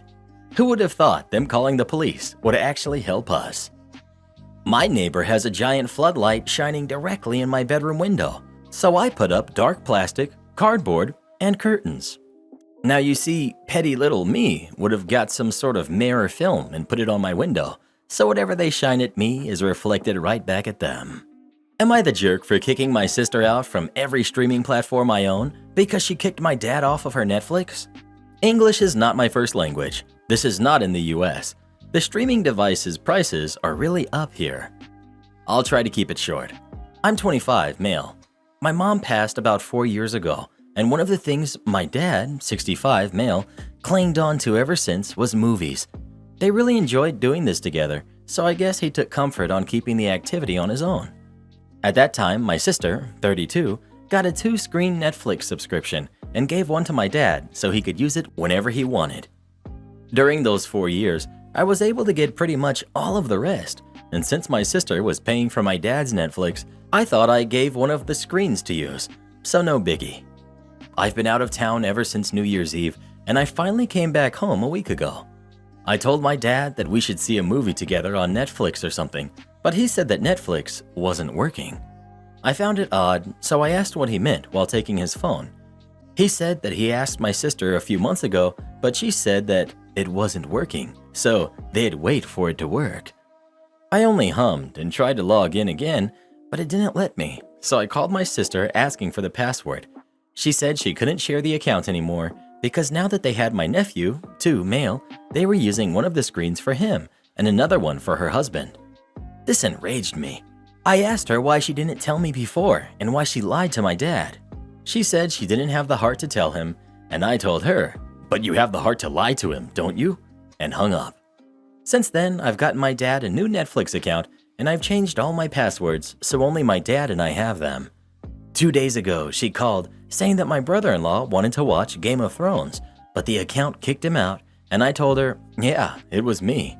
She flipped and asked for the password because they can't afford it on their own, and I said, well, I didn't have the heart to tell you. and I hang up the phone again. My brother-in-law texted me calling me petty and a jerk. My dad's oblivious to all of this. My sister called again and asked for the password of one of the platforms because my nephew wants to see Encanto, and I said she has to apologize to my dad first, at least, and she said my nephew's discomfort is on me. Encanto? Bruh, why do you pronounce things so weird sometimes? To get more comments on the video. Oh, it all makes sense now. Am I the jerk for telling my husband to stop disrespecting our surrogate? Me, female 34. My husband, Hunter, male 37, suffered from fertility issues. We recently decided to get a surrogate who's a friend of a friend. We were busy getting everything done legally. We already had a contract in place. My egg was used, so no worries in this regard. Plus, our surrogate is a respectful, kind woman who's been keeping her part of the contract intact. But it's Hunter who's starting to act strange. I've noticed that he's been focusing all of his attention on our surrogate, like skipping work to visit her or get her things she didn't ask for, chat with her all the time on social media, and also constantly offering to do things for her, like drive her places, and sometimes even invite her out or offer to repair stuff for her. She complained to me about this and even told me about things he's been doing that I didn't even know about, like bringing her gifts. I tried speaking to him about what this looks like, but he said that he's doing what he's doing for our son and not for her. Still, I asked that he tone it down and respect her space. He got mad at me and accused me of being jealous of the woman who's carrying his own child and said that this makes me look bad. I said our surrogate was the one who complained about his behavior, and he said that this wasn't true. Apparently, this made him somewhat angry, so I gave him time to cool down a bit. Yesterday, our surrogate called me saying that Hunter came over and told her guests to leave. I asked why, and she said that he wanted to show her the $9,000 car he bought for her. I was shocked. She said she declined the car and asked him to leave, but he started arguing with her about using public transportation and risking our baby's well-being. I was fuming. I called him demanding he get home, and he did eventually. Once he got back, I picked up a fight with him and yelled at him, saying that he's been nothing but overstepping, disrespectful, and inappropriate towards our surrogate. Again, he explained the car wasn't for her, but to ensure that the baby is safe. I told him to stop disrespecting her and stop using the baby as an excuse to stomp all over her boundaries. He ranted about how he was just trying to make this work and that I should do the same, if not more. He even accused me of not loving our son as much as he does, but this isn't the way, and putting $9,000 for a car without telling me? He left the house for a while, then came back and refused to speak to me. I might have been hard on him. He might have been oblivious, so I'm less sure seeing his reaction now. Not the jerk. Reading that creeped me out on a deep level. He sounds like a stalker that's obsessed.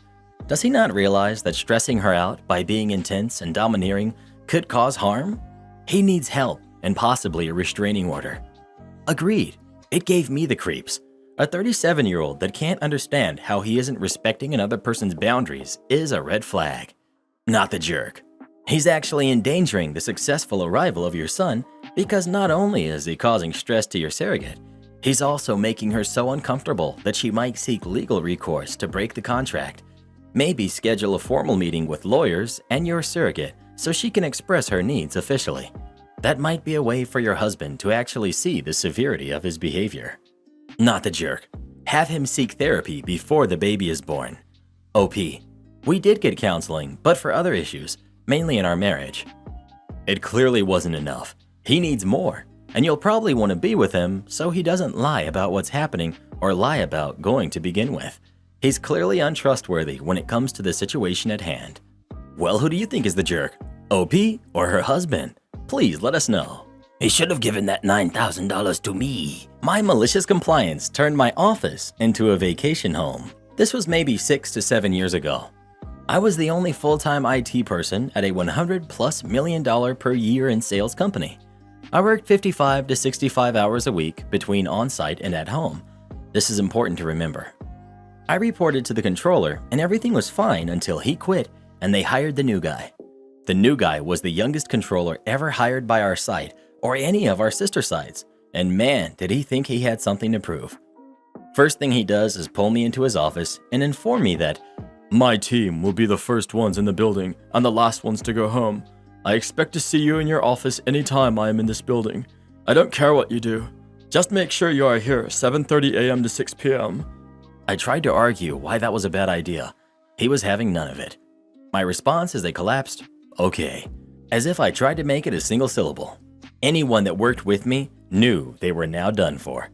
I was literally the only guy with the keys to the castle, literally untouchable. Malicious compliance. Met with the OSHA lead to see what appliances I could run in my office safely. No electric kettle. Met with HR and informed them I would be making a spreadsheet of my daily work activities just in case I needed to prove my productivity for any reason in the near future. They thought it was a joke and said okay. Then I set up my second home. Over the course of the next few months, every day I showed up to work at 7:15, went to my office, and worked until 3:30. Then I would start my vacation. I brought in a Raspberry Pi and played games, brought in crock pots of food, and invited key members in to graze and chat. One day I set up a panini press bar and invited all the engineers in for sandwiches, watched movies, listened to music and ebooks, tried to get a dartboard approved by the safety lead, said no before I could finish my request. Basically, I did all the things I did at home at the office. People would stop in after 3:30 p.m. and ask for help, and I would tell them no, explain what I was told, and tell them to stop in at 7:30 tomorrow, which was a moot point because the site was an 8:30 to 4:30 place, and if possible, immediately go back to slacking off while they were standing there asking for help. This lasted about 2 months. Then HR called me and we had that meeting. I explained everything, showed my spreadsheet of work, and I included all the times I spent doing zero work and what I was doing to slack off in that time. I was averaging around 35 hours of work a week. Between breaks and lunches, that's normal. They were mad at me and even more mad at the controller because they knew my productivity tanked, and as a byproduct, so did multiple departments. I was told to go back to doing what I was doing before he started, and I would start reporting to one of the departments that needed me the most instead of finance. Everyone in the office pieced together that their life got harder for those few months because the new guy deemed it so. He ended up relocating shortly after because no one wanted to work with him. I ended up working more normal work weeks, around 45 hours, and everyone was just happy to have me back to help when they needed it. Demand we work overtime for free? Enjoy having no employees. I was reminded of this story due to the recent passing of the hero of this story. Grumpy, you will be missed. I met Grumpy in an addiction recovery program. He volunteered there after they helped him and he became my sponsor. Seeing that I was trying to get my life together, he offered me my first job out of high school. Grumpy was the manager of a store for a company that sold everything you needed to build a house, from cement and bricks to custom-made cupboards. I started as a loader, filling the trucks that were making deliveries. A little background for the company. It plays an important role later. When they started, back in the early 80s, they sold everything you needed to build a brick-and-mortar home wholesale to professionals. During their first expansion, they got a really good reputation for their prices of power tools, custom cupboards, and landscaping, including custom-made garden furniture. The stores were basically big warehouses. In the mid-90s, they opened their doors to the general public, which, accompanied by a rising tint of do-it-yourself, skyrocketed their sales. They brought a second, smaller wave of expansion and the opening of the online store, first only with phone orders and later on with a proper site. When I joined, they were doing a third shift on their business plan. They had cut down on things that weren't big sellers, like bricks and concrete, and were focusing more on the big sellers, custom-made furniture, landscaping, tools, and for some weird reason, plumbing. My first 8 months on the job was a dream. Grumpy was an excellent manager. Having started in the company roughly the same age I was and being promoted through the ranks, had developed a very distinct managerial style. His concept was simple. If my employees are happy, they work better and provide better services, which leads to better sales. That meant that while Grumpy managed one of the inner city stores, meaning medium to small size compared to others, we were fourth in revenue nationwide and first in customer happiness. And then the reason for his nickname stroke. While everyone called him Grumpy, a nickname he was kind of proud of, he was far from it. The reason was he had a medical condition that affected his nerves and had him left with a permanent frown on his face. He had declined promotion due to that condition, knowing the extra stress would make his condition flare up, meaning he wouldn't be as effective as he would like. His medical condition flared up unexpectedly, and Grumpy had to be hospitalized and be on sick leave for a time. HQ decided to not have one of Grumpy's assistants be an acting manager for the duration, but bring in a regional manager to take over the store for the duration. Let's call him Wilhelm. Wilhelm was the exact opposite of Grumpy. He was younger than Grumpy. He was in his late 20s. Grumpy was in his late 30s. He had a business degree and he hadn't worked the floor at all. He was hired from the beginning as an office drone and climbed his way to regional manager. The reason he was put in charge of our store had to do with the change of the business plan of the company. You see, the change of focus had created a lot of empty spaces in the stores. A supermarket chain had approached the company with an offer to rent the empty space, especially for inner-city stores. The company had accepted and placed regional managers in key stores to help with integration. The thing is, the supermarket chain had a reputation of being bad employers. That was reinforced by one of our tellers, who had worked for them for 3 years before quitting to join us. Wilhelm didn't help also. His managerial style was based in only one concept: make more money in any way possible. He started by changing our schedule from monthly to weekly, raising the sales targets to unrealistic heights, and always demanded more. In the first 2 weeks, 6 experienced people had left, 4 quit and 2 were fired, and replaced by young, inexperienced people that were easier to manipulate. And then the integration happened. The floor was the first to feel the problem. The supermarket opened its doors and was understaffed. Wilhelm started sending people over to help for 4 to 6 hours, while also demanding to work their regular shifts. If someone declined, he or she was written up. 2 write-ups in 6 months and you were fired. Then Wilhelm came to lay the law in the loading bay. The loading bay was shared between the 2 stores. Wilhelm declared that we had to first help the 2 guys of the supermarket unload their trucks because their products were perishable, and then start loading our own trucks. That would throw our delivery schedule to the wind. The loading crew worked from 5 a.m. to 1 p.m. We loaded first the trucks that had longer to travel, so they will be ready to leave at 7 at the latest. The company had a next-day delivery policy for a 150-mile radius. What Wilhelm declared meant we couldn't start loading our trucks before 7:30, and they couldn't start their route before 9:30. We said as much, but Wilhelm didn't care. He said we had to do both jobs. When someone inquired about overtime, Wilhelm said no. He said we already made too much money with unsocial hours, 5 to 8, and leaving early, so he wouldn't approve overtime. So, from a nice environment that you wanted to work for, we all started getting miserable. We lost 10 people in the loading crew in a month because of the new rules. The new hires didn't last long. The floor was a mess also, started turning personnel fast. Anyone who is staying is either looking for another job, is afraid of unemployment, or is too young to know better. The sales had a very small decline, but customer happiness is plummeting fast. After almost 6 months, all the old guard that was left was ready to quit. But our savior came back. Almost 6 months from the day he was hospitalized, Grumpy walks into the store to claim his rightful position. He isn't a knight in shining armor, riding a pure white horse, carrying a legendary sword. He's in normal attire, slightly limping and holding a cane. We have a welcome back party and have a small glimmer of hope now that he's back. We are informed that Grumpy will be on light duty for 2 weeks before he becomes the manager again. Despite Grumpy being back, Wilhelm still remains the regional manager, which means he outranks Grumpy and will make it very clear in private meetings with all of us. If he caught us complaining to Grumpy, we were as good as gone. Still, a few of us are planning to have a meeting with Grumpy after the weeks, letting him get his sea legs back. But another department had other ideas. During his reign of terror, the only department that Wilhelm couldn't control was the workshop. He knew that if he treated them as bad as he did to us, they would quit, and the sales would go from a small decline to bottom of the barrel real quick. As I said, custom-made furniture was the #1 seller. So the head carpenter has a meeting with Grumpy on his second day talking about the future of the workshop. In reality, the guy spilled the beans on Wilhelm. With the pretext of catching up with the changes, Grumpy has meetings with everyone, learning what Wilhelm has done and why we had so many new staff.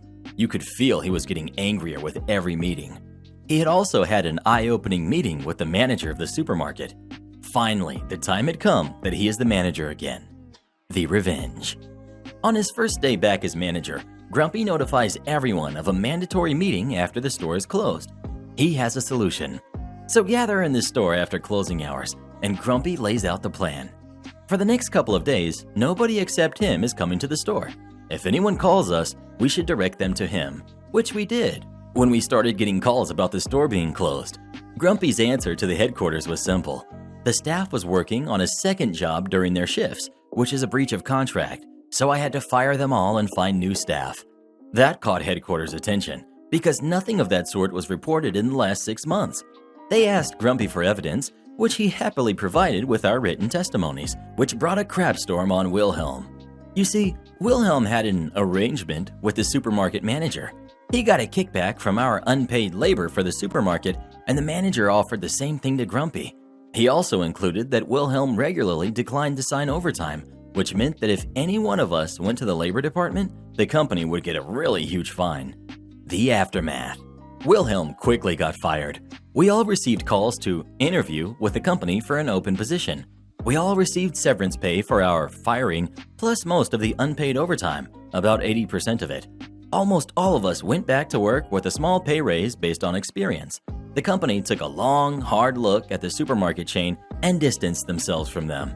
They stayed until their lease was over, but no shared employees anymore, and a lot of theirs jumped ship to our side. Next time Grumpy had to take time off, one of his assistants took over. 2 did a stellar job, leading to being promoted to managers in other stores. Grumpy brought back his usual managerial style, leading again to a rise of sales and customer happiness. I left the job 3 years later for a better paying position, but I still remember Grumpy as one of the best managers I ever had. My mother-in-law stole my cat, so I called the cops on her. I'm 20, female, and my mother-in-law, who's 63, can be very overdramatic when I'm involved in certain things. She's a bit of a control freak about everything regarding my partner, male 21. My partner is a bit naive when it comes to the real world, as she has sheltered him from most of it. He moved out last year for school, and she's been trying to ruin his life over the phone. But he has asked chiefly for advice from me since she doesn't offer the best advice. Last year, he lost his grandmother to Alzheimer's. She left behind a cat that we took in and affectionately named Noodle. We have had her for almost a year now. Now to the actual story. My partner and I went on vacation for spring break, and since none of our friends could look after her, we left Noodle by herself for a few days. She had bird videos, more than enough food, and more than enough water. She has been left alone for a lot longer by my partner's parents and aunt, who she had lived with before. So the day that we were supposed to come home from our trip, we had our car broken into, and they stole my partner's camera and my house and car keys, as well as my ID. We then spent the day trying to find our belongings, and the entire time his mom, my mother-in-law, was calling us and complaining about us leaving the cat. When we told her about the break-in and theft, neither of his parents seemed to care that we felt as violated as we did. All they cared about was us going back to our cat. Finally, as we were giving up our search, he got another call from his mom. She was angry and started calling us cruel to leave Noodle for 3 days. We got mad and asked her why she cared more about a cat who doesn't even really care that we are gone than her kid who had his property stolen and their daughter-in-law who had her house and car keys stolen. She hung up on us after saying she was gonna come to get the cat. I texted her and said that if I got back home and my cat was gone, I'd call the cops. I didn't get a reply. Well, we got home, and lo and behold, our cat is gone, as well as her food bowl and all the things we bought her. I called my mother-in-law and asked if she had Noodle. I didn't even need an answer from her, as I could hear my cat yowling. I told her if she didn't bring her back, I would call the cops. She hung up on me. Well, I called the cops. They went to her house and got my cat back, as well as charged her with theft. I'm getting messages from his family saying that I took it too far and that I should have just gone and gotten the cat. But I know this woman. She would have called the cops on me if I had gone to her house. But the reason I may be the jerk is that she may face jail time if I press charges, and she suffers from mental illness. Not the jerk. She broke your boundaries and is paying the consequences. She messed around and found out. I'm assuming your partner is on your side? OP. Honestly, I think he's just happy to have our cat back. He's a little upset about the charges. Everyone sucks here. You say you leave your cat alone for longer than 3 days with no one to watch her when you could just hire a professional or bring her to a cat boarding facility where she will be cared for. Leaving an animal alone with no one to check up or care for her is just negligent. It would be one thing if someone came by once a day, but you just say Noodle is left alone. Your mother-in-law should not have stolen the cat, but it's not up to you to police her feelings either. She is allowed to care about the welfare of a sentient animal over stolen, non-sentient stuff. Change your locks and keys so your mother-in-law can't just come into your house, but also take better care of your cat. Hire a professional pet sitter or someone to at least check up on Noodle once a day, rather than just leaving her alone for days on end. OP. We couldn't afford to board her, but we did have a friend come in and check on her when we realized we would be gone longer than anticipated. Don't feel bad. A few days is totally fine for cats. I have automatic feeders and fountains and robot litter boxes, plus some pet cams to see how they're doing, and I do this pretty often with my 2 cats. I've gone 5 days before and felt bad because they didn't get snuggles in that time, but I watched the cams almost constantly and they just napped and ate anyway. Dealing with the locker thief in high school. This was back in the early 2000s, probably 2003 to 2004 school year. Throughout the entire year, there was a crime wave of people having their things stolen out of their locked lockers. Not everyone, but enough that everyone knew someone who it happened to. The school's only defense about this was that it was our fault for sharing locker combos with our friends. They also charged us every time we had to get the combination changed on a locker, like after a theft for instance, because it was assumed to be our fault. Well, I had my graphing calculator taken out of my locker. I also never gave out my combination to anyone, mostly because my friends were jerks and we pulled crap on each other all the time. So I was out $150 for the calculator and another $150 to change the combination, getting a locksmith to change out the lock. This is 2003 money, so it's a bit more than now. To anyone who has ever had to buy a TI-86 in 2003 or 2004, you'll know how much the things cost. Well, my dad was drinking buddies with one of the county detectives. I'll call him Detective Buddy and/or Uncle Buddy. He went in to talk to the school about these thefts going on, so he could get the security camera for the day my calculator went missing and got completely brushed off, as it was a non-existent problem, and he must have given out his locker combination. The principal told him he would need a warrant to get the camera footage. Then when he got the warrant, the school fought the warrant in court, citing student privacy. Cue the pro-revenge. Detective Buddy shows up at our house with a laptop and a laptop bag. He's like, "Throw this in your locker and tell everyone you know about your brand new laptop." Okay, sure, Uncle Buddy. 3 days later, I show up at my locker between classes and the laptop is gone. The bag too, nowhere to be seen, as is a 24-ounce bottle of Coke and possibly some pens. I take my phone out and text him that the laptop got taken. Stand by for the crab show. Oh, and you reported the theft to the police, FYI. He replies back. Okay, I replied, confused. I got about the rest of my day and I don't hear anything back. The following morning, Detective Buddy comes to the school with 3 uniformed officers and pulls a student, Dave, out of class, as well as his mom, who works in the front office. The principal is upset. I don't actually hear the cops, but the principal is upset to no end that he had the audacity to accuse them of theft, and he couldn't just take them out of his school, etc., etc. Well, turns out there was a tracker in the laptop bag, and Uncle Buddy got a warrant to search a particular house. The laptop had a value of over $1,000, making it a felony. The next afternoon, he set up a tent with a table just outside of school grounds. He also had a banner across the top, "If you had something stolen from your locker, see me." By the next morning, Dave and his mom made the paper. Apparently, Dave allegedly used his mom's login information to get onto the school network and get the locker combinations for basically everyone. Then he just opened random lockers looking for valuables to steal, if he didn't get info of a specific locker to steal from. When he set up the stand to get more people reporting thefts, he racked up an astounding number of charges. Each locker counted as a separate misdemeanor unless the stolen object was worth more than $1,000, in which case it was a felony. In less than a week, Uncle Buddy opened and broke an investigation, and they charged Dave and his mom with 9 felonies and 35 misdemeanor charges. When I finally got the story from Buddy, he explained what the situation was. He had me stash a brand new laptop that had a GPS tracking unit stuck in it in my locker, then get it stolen deliberately, and then he got a warrant to search the property it had been taken to. Now, the fun thing to stress is that the laptop was over $1,000 value, pushing the theft from a misdemeanor into felony level. There was also another 8 felony charges, stuff like jewelry that was taken from other people's lockers and recovered. So any of the locker break-ins that amounted to over $1,000 stolen was a felony charge, and less than $1,000 was a misdemeanor charge. Cool thing was that because the calculator and the laptop were separate days, and the combination changed between the days, he caught a felony and a misdemeanor charge off me alone. The 9 felony thefts ended up in $12,000 range total, and the 35 misdemeanor charges were somewhere in the range of $3,000 total in value. Now, that's an awful lot of stuff stolen, but I need to stress that this is only what was proven stolen.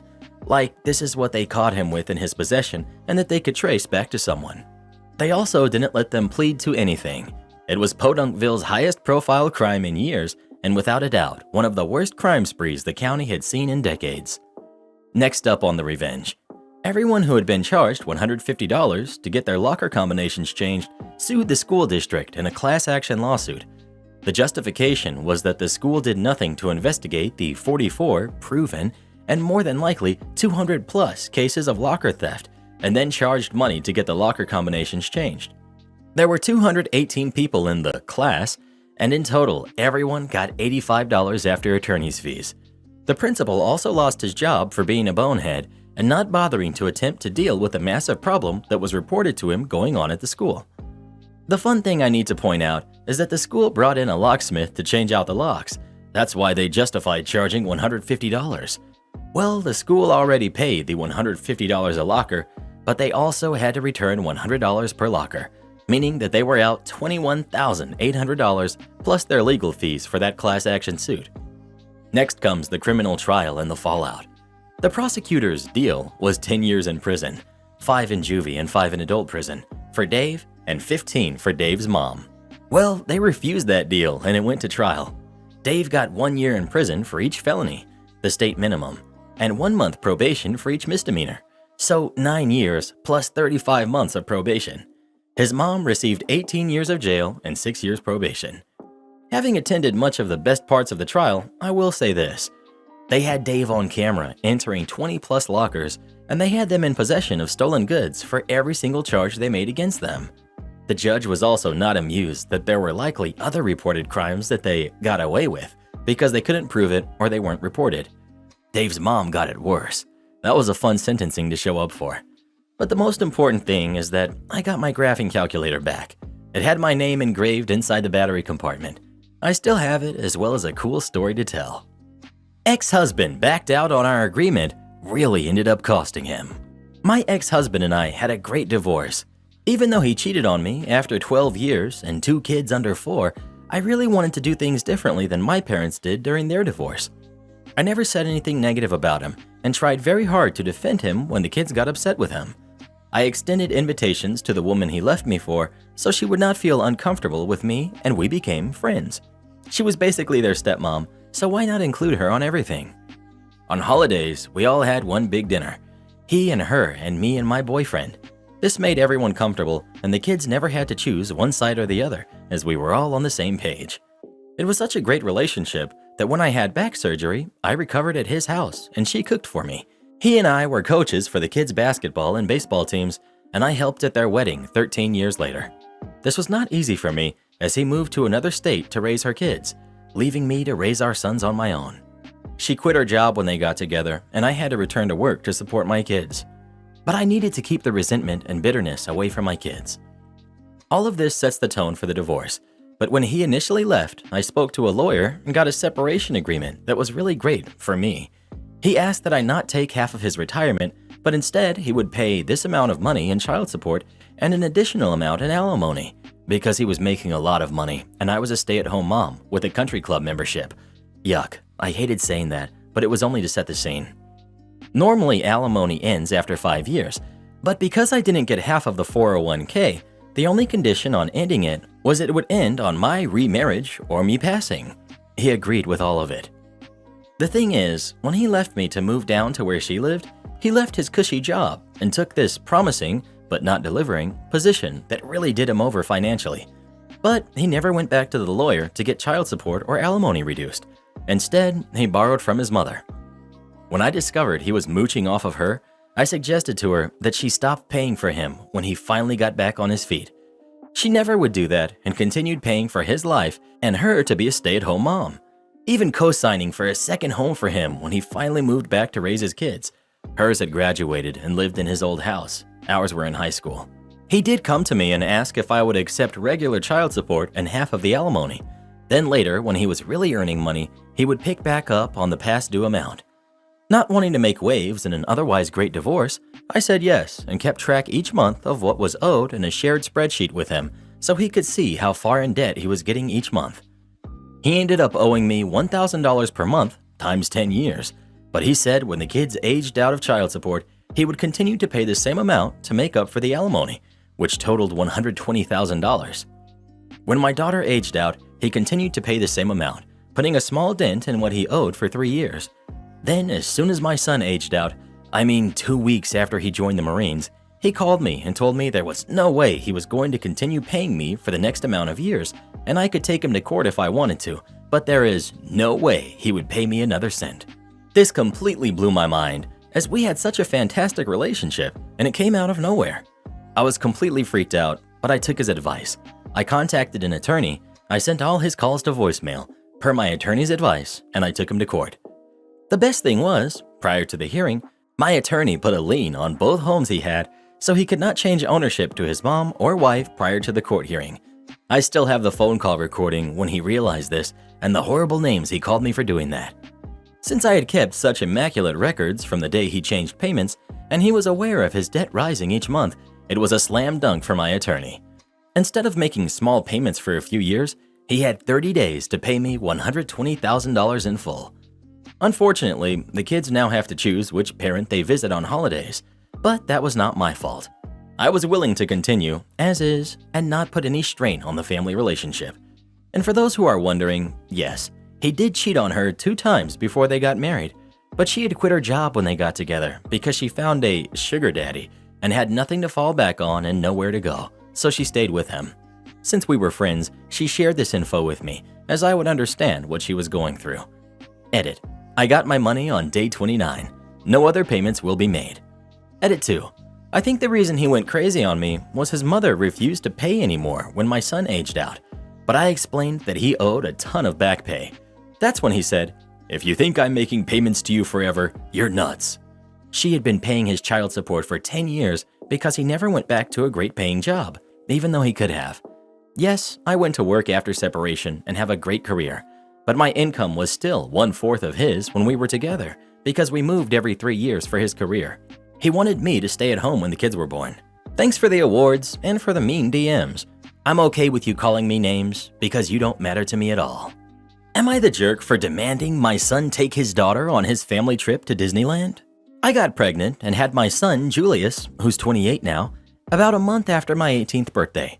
I tried to do my best for him, and he got into a good engineering school, but at 19, he got his then-girlfriend, Isa, pregnant, and they had Annabella together. I've been the one who has mostly raised her. Isa had to return to her home country, but her and Annabelle spend July together and FaceTime every night. Julius got married to his girlfriend, Katja, after graduation, and they have 2 wonderful boys together. Annabella lives with me and not with them. The thing is, Julius never spends any time with Annabella. He doesn't even call her to say goodnight, but she loves him so much. It's like once a month he'll show up with a box full of toys, spend a day with her, and then go back to his family. It hurts her so much that he doesn't spend time with her because he's her hero. I'm just grandma. And no, he doesn't act this way because of his wife. Katja would love to have Annabella move in with them. She once brought up the idea, and she went on about all the things they could do together. She would love to be her stepmom, calls her princess, sweetie, and so many nice nicknames. The only reason they haven't is because Julius has said she should stay with me. A few days ago, Julius told me that he and Katja were planning a trip to Disneyland in August. I told him that Annabella would be so excited and he should tell her on her birthday, and he just blankly told me she's not coming and the trip is for his boys. I made it clear to him that he needed to bring her on the trip, and he just called me a jerk, which he's never done before, for trying to control him. I admit that I was a bit controlling in my reaction, but I don't think I went that far. So he just pawned his kid off on you for eternity? Does he send you child support? Does he make any actual effort to be a father to his daughter? Not the jerk. These are great questions. I'm wondering if he does. If not, He's worse than we all already think. OP says he shows up once a month with a box of toys, so I'm inclined to think that he doesn't. It's wonderful that OP is selflessly providing for Annabella, but he needs to step up as her father and actually contribute, not the jerk. I think Grandma may need to cut her son out entirely. She can't force him to want to be a good parent, but she can protect her granddaughter. This is what I came here to say. He needs to sign all rights away or something. Her stepmother cares more for her than he does. He's gonna do this crap, and eventually it's going to affect his daughter's relationship with her brothers. Well, who do you think is the jerk? OP or her son? Please let us know. My heart breaks for that girl. Am I the jerk for being angry at my stepdaughter? I, 32 female, married my husband, 39 male, almost a year and a half ago. He's a pretty successful man, so he has provided everything his 21-year-old daughter, my stepdaughter, ever wanted. I don't want to call her spoiled, but she didn't work a job until she was 19 and has her tuition completely paid for by my husband and his ex. She apparently makes up for it by supposedly being smart and going to a good college. The reason that I'm writing this is because she is graduating this summer and we wanted to make a whole trip out of it. After my husband told her the plans, stepdaughter made it very clear that she does not want me to be at her graduation and blames it on not having enough tickets. When my husband brought up that she has a lot of tickets, she said that her last one is going to her best friend's mom. But I think it's unfair and she's just making up excuses at this point.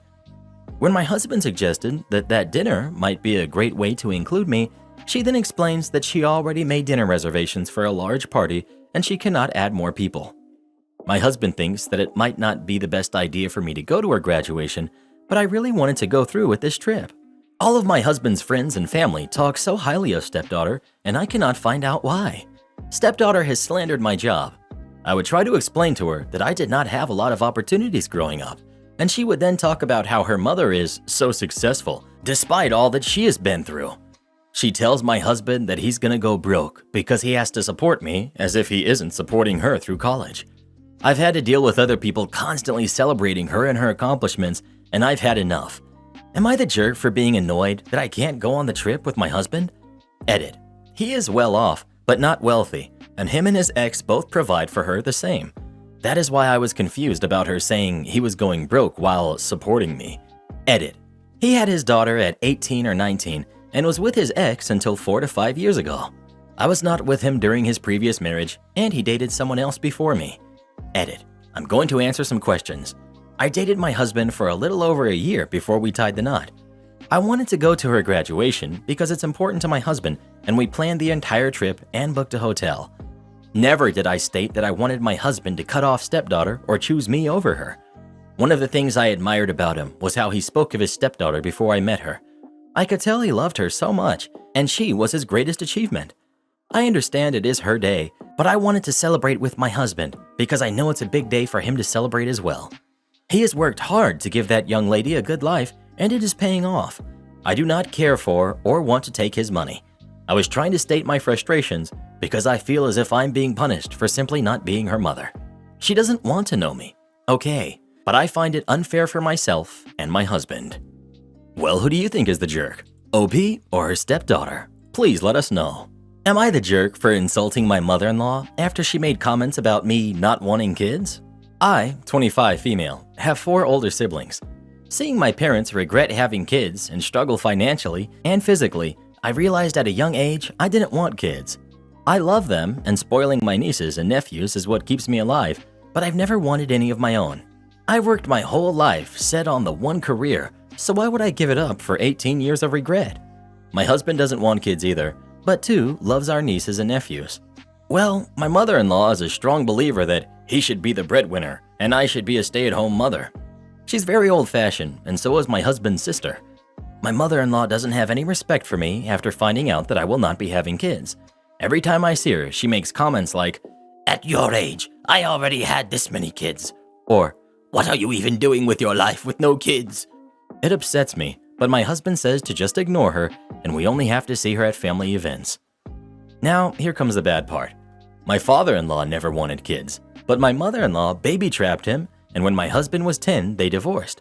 Mother-in-law was depressed for a very long time and is still in love with him. The other day, me and my husband were invited to a small family get-together, and of course we went. Everything went well, and I was having fun. I picked up my husband's cousin, who was only 6, and started playing with her. Mother-in-law took notice of this and walked over to me and said, See, isn't that easy?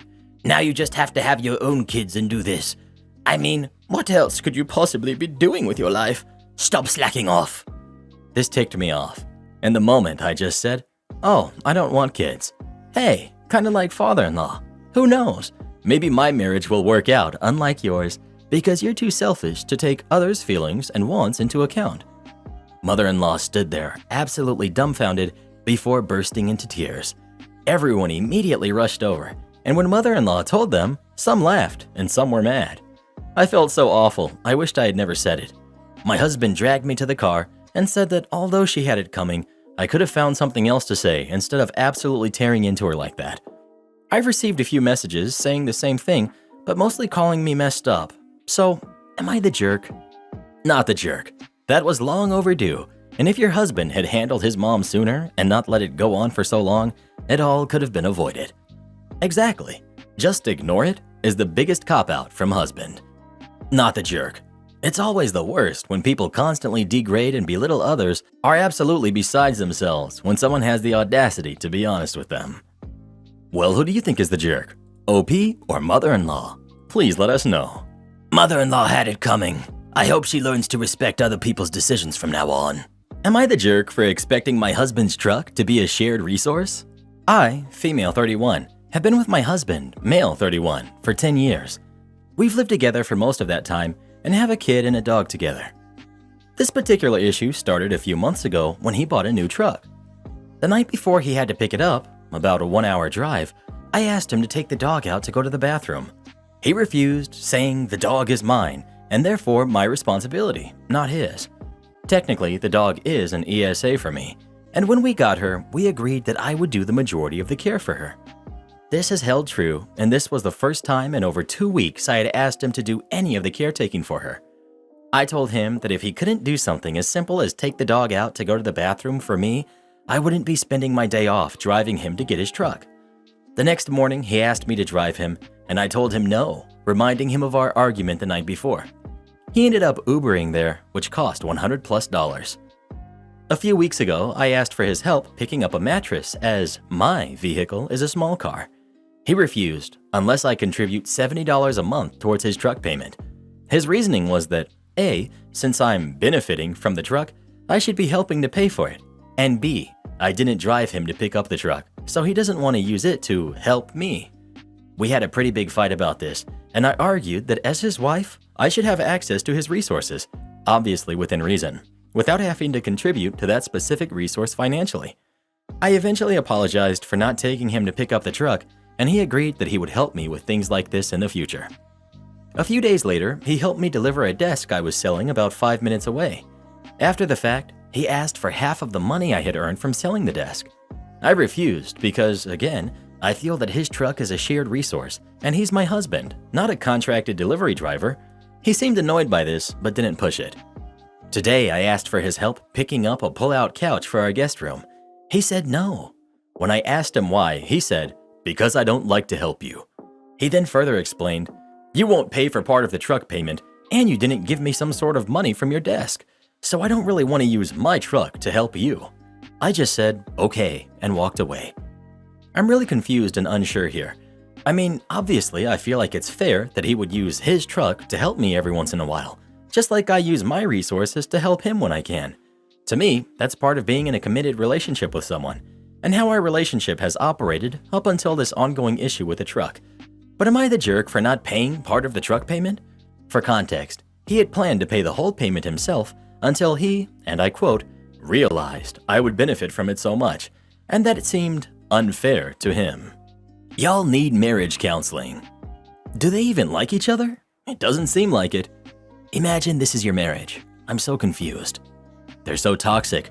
I can't imagine my fiance ever acting like this. But then again, mine drives all over the city to get my favorite soup and all kinds of meds when I'm sick and doesn't charge me for it like I'm sure this dude would. Well, who do you think is the jerk? OP or her husband? Please let us know. If Reddit boy didn't use his truck to help me, he'd need a new head. Helping out doesn't mean giving you $100,000. Disclaimer: all names have been changed. This story occurs on my wife's side of the family, so I have a second row seat rather than a front row seat for most of this. My wife's Aunt Louise is a great lady. She and her husband lived in the San Francisco Bay Area and bought their home in the late 1970s. After her husband passed a few years ago, she sold her home for over $1 million and moved back to live closer to her family where she grew up, farming areas in Southern California. She's in her late 60s. Aunt Louise has 3 kids, who are all now in their 40s. The 2 oldest are nice, normal people. Her youngest, Kay, is a real piece of work. She meets all the criteria for a psychological diagnosis of narcissism. This is just one of literally dozens of stories I could tell. First, some backstory about Kay's husband, Pedro. He was a good provider. About 10 years ago, things began going well and began making pretty good money. To Kay, however, higher income meant more spending, and soon she was buying a new car every 2 years.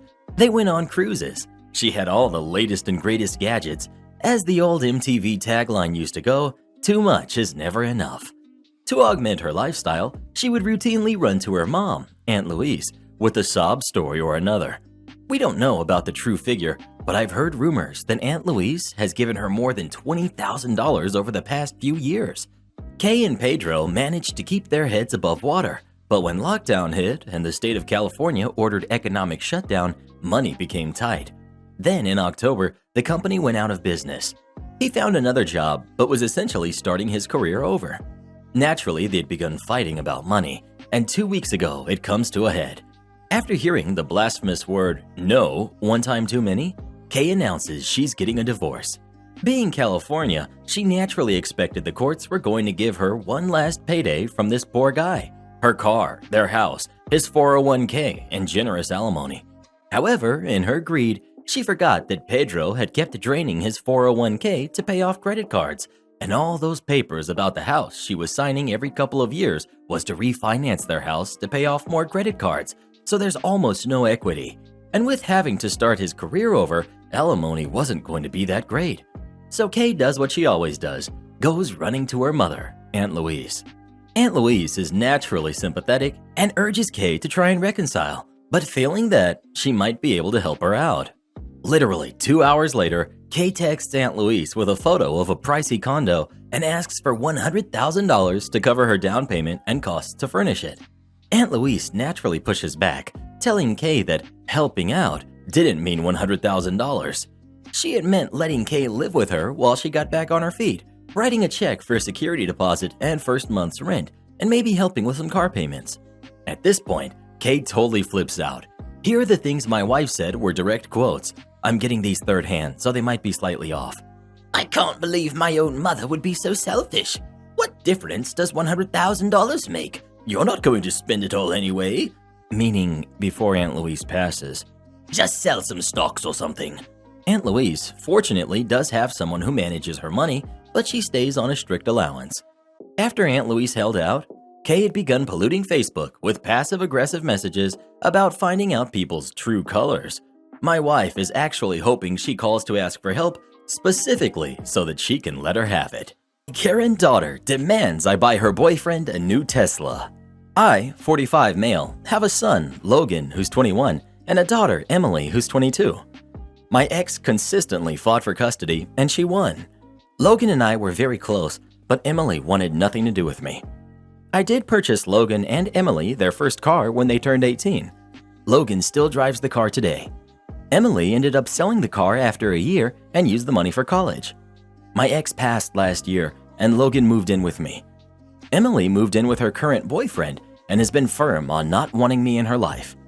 Her boyfriend got into an accident recently, and Emily reached out to me asking if I could help her with purchasing a car. I did some research and sent her some cars that were for sale and decently priced. She reached back out saying that she wanted a brand new Tesla. I looked at the Tesla pricing and the model was over the amount that I wanted to spend. I told her that I could not help her with purchasing the Tesla, and she got angry, saying that her boyfriend wanted the car and she didn't have the money. I again told her that I would be willing to help her purchase another car that was in the budget.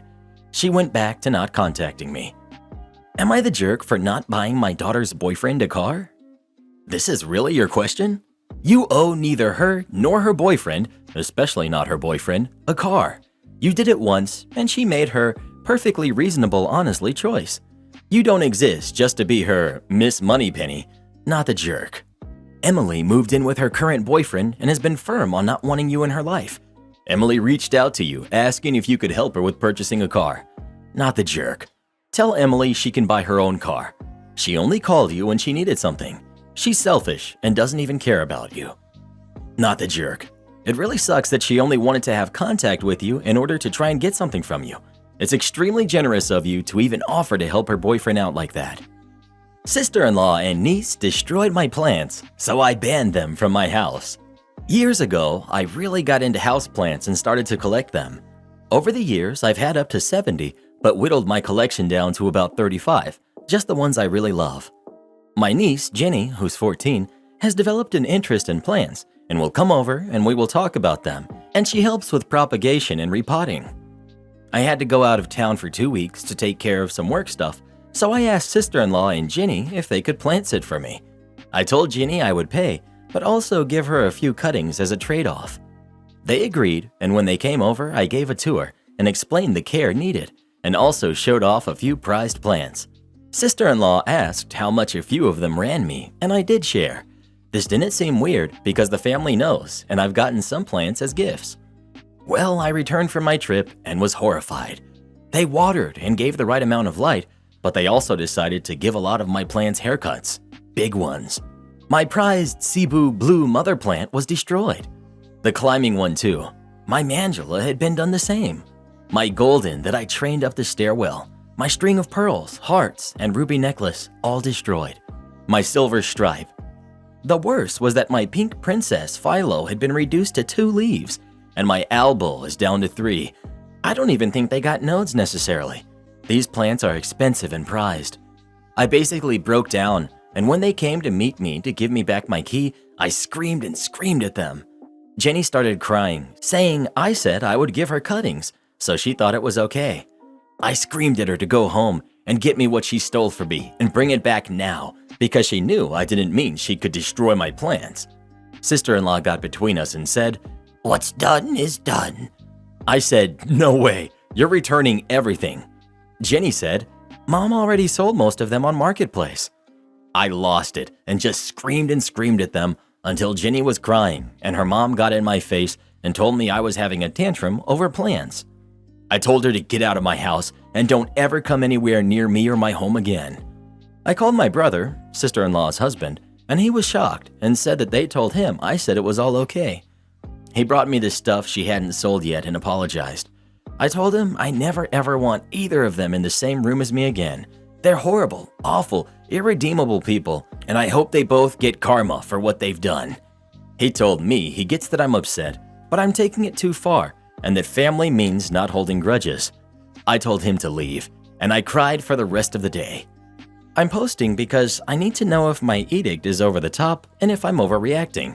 So, am I the jerk for telling them that they are no longer welcome in my home and not even wanting them in the same room? Not the jerk. This wasn't a misunderstanding. Your sister-in-law knew exactly what she was doing and making a profit of it. I'm surprised your brother didn't realize something was amiss. OP. He said that he noticed they were carrying a lot back home after coming over, but my niece said Auntie said it was okay, over and over. I would demand 100% of their profits too, not just what they haven't sold. Tell your brother that it is the only way you'd even think about healing the relationship with your niece in the future. His wife should remain nothing to you. Not the jerk. The part about being sold already. This was planned. This was about money. A 14-year-old knows better than to steal someone's hard work and sell it. As a plant lover myself, I'm so sorry this happened to you. It must have been horrible. Not the jerk. Some of those plants can cost or bring in several $100s. I have lots of plants as well. Most were under $30. If anyone cut them up, I would freak out. I've put so much care and time into them that it would feel disrespectful. It's a form of stealing. Also, I understand my plants, and if or when they are ready to propagate and how to do so without causing issues to them. I would kick anyone out who messed with my plants. I would never let them back in. Well, what do you think? Did OP overreact or not? Please let us know. If Reddit boy touched my plans, he'd need a new head. I just wanted a drill, not a police report.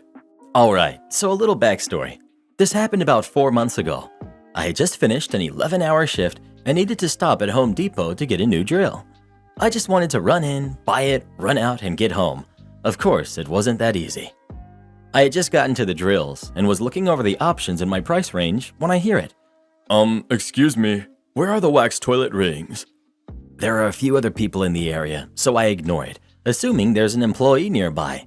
It's important to add, as I work in traffic control and just got off the job site, I'm wearing high-visibility pants, a high-visibility vest shirt that says company name Traffic Control on the back, a radio with a shoulder mic, and I have a traffic control technician certification card displayed on my vest. The employees here wear orange aprons and normal clothes. Hello? Do you want to do your job or just stand there looking at tools? At this point, I glanced around to see what was going on. I assumed some customer was berating an employee, which happens a lot at this location, unfortunately. I was surprised, however, to see some 30-year-old guy in a white button-down shirt and tie looking at me like I'm stupid.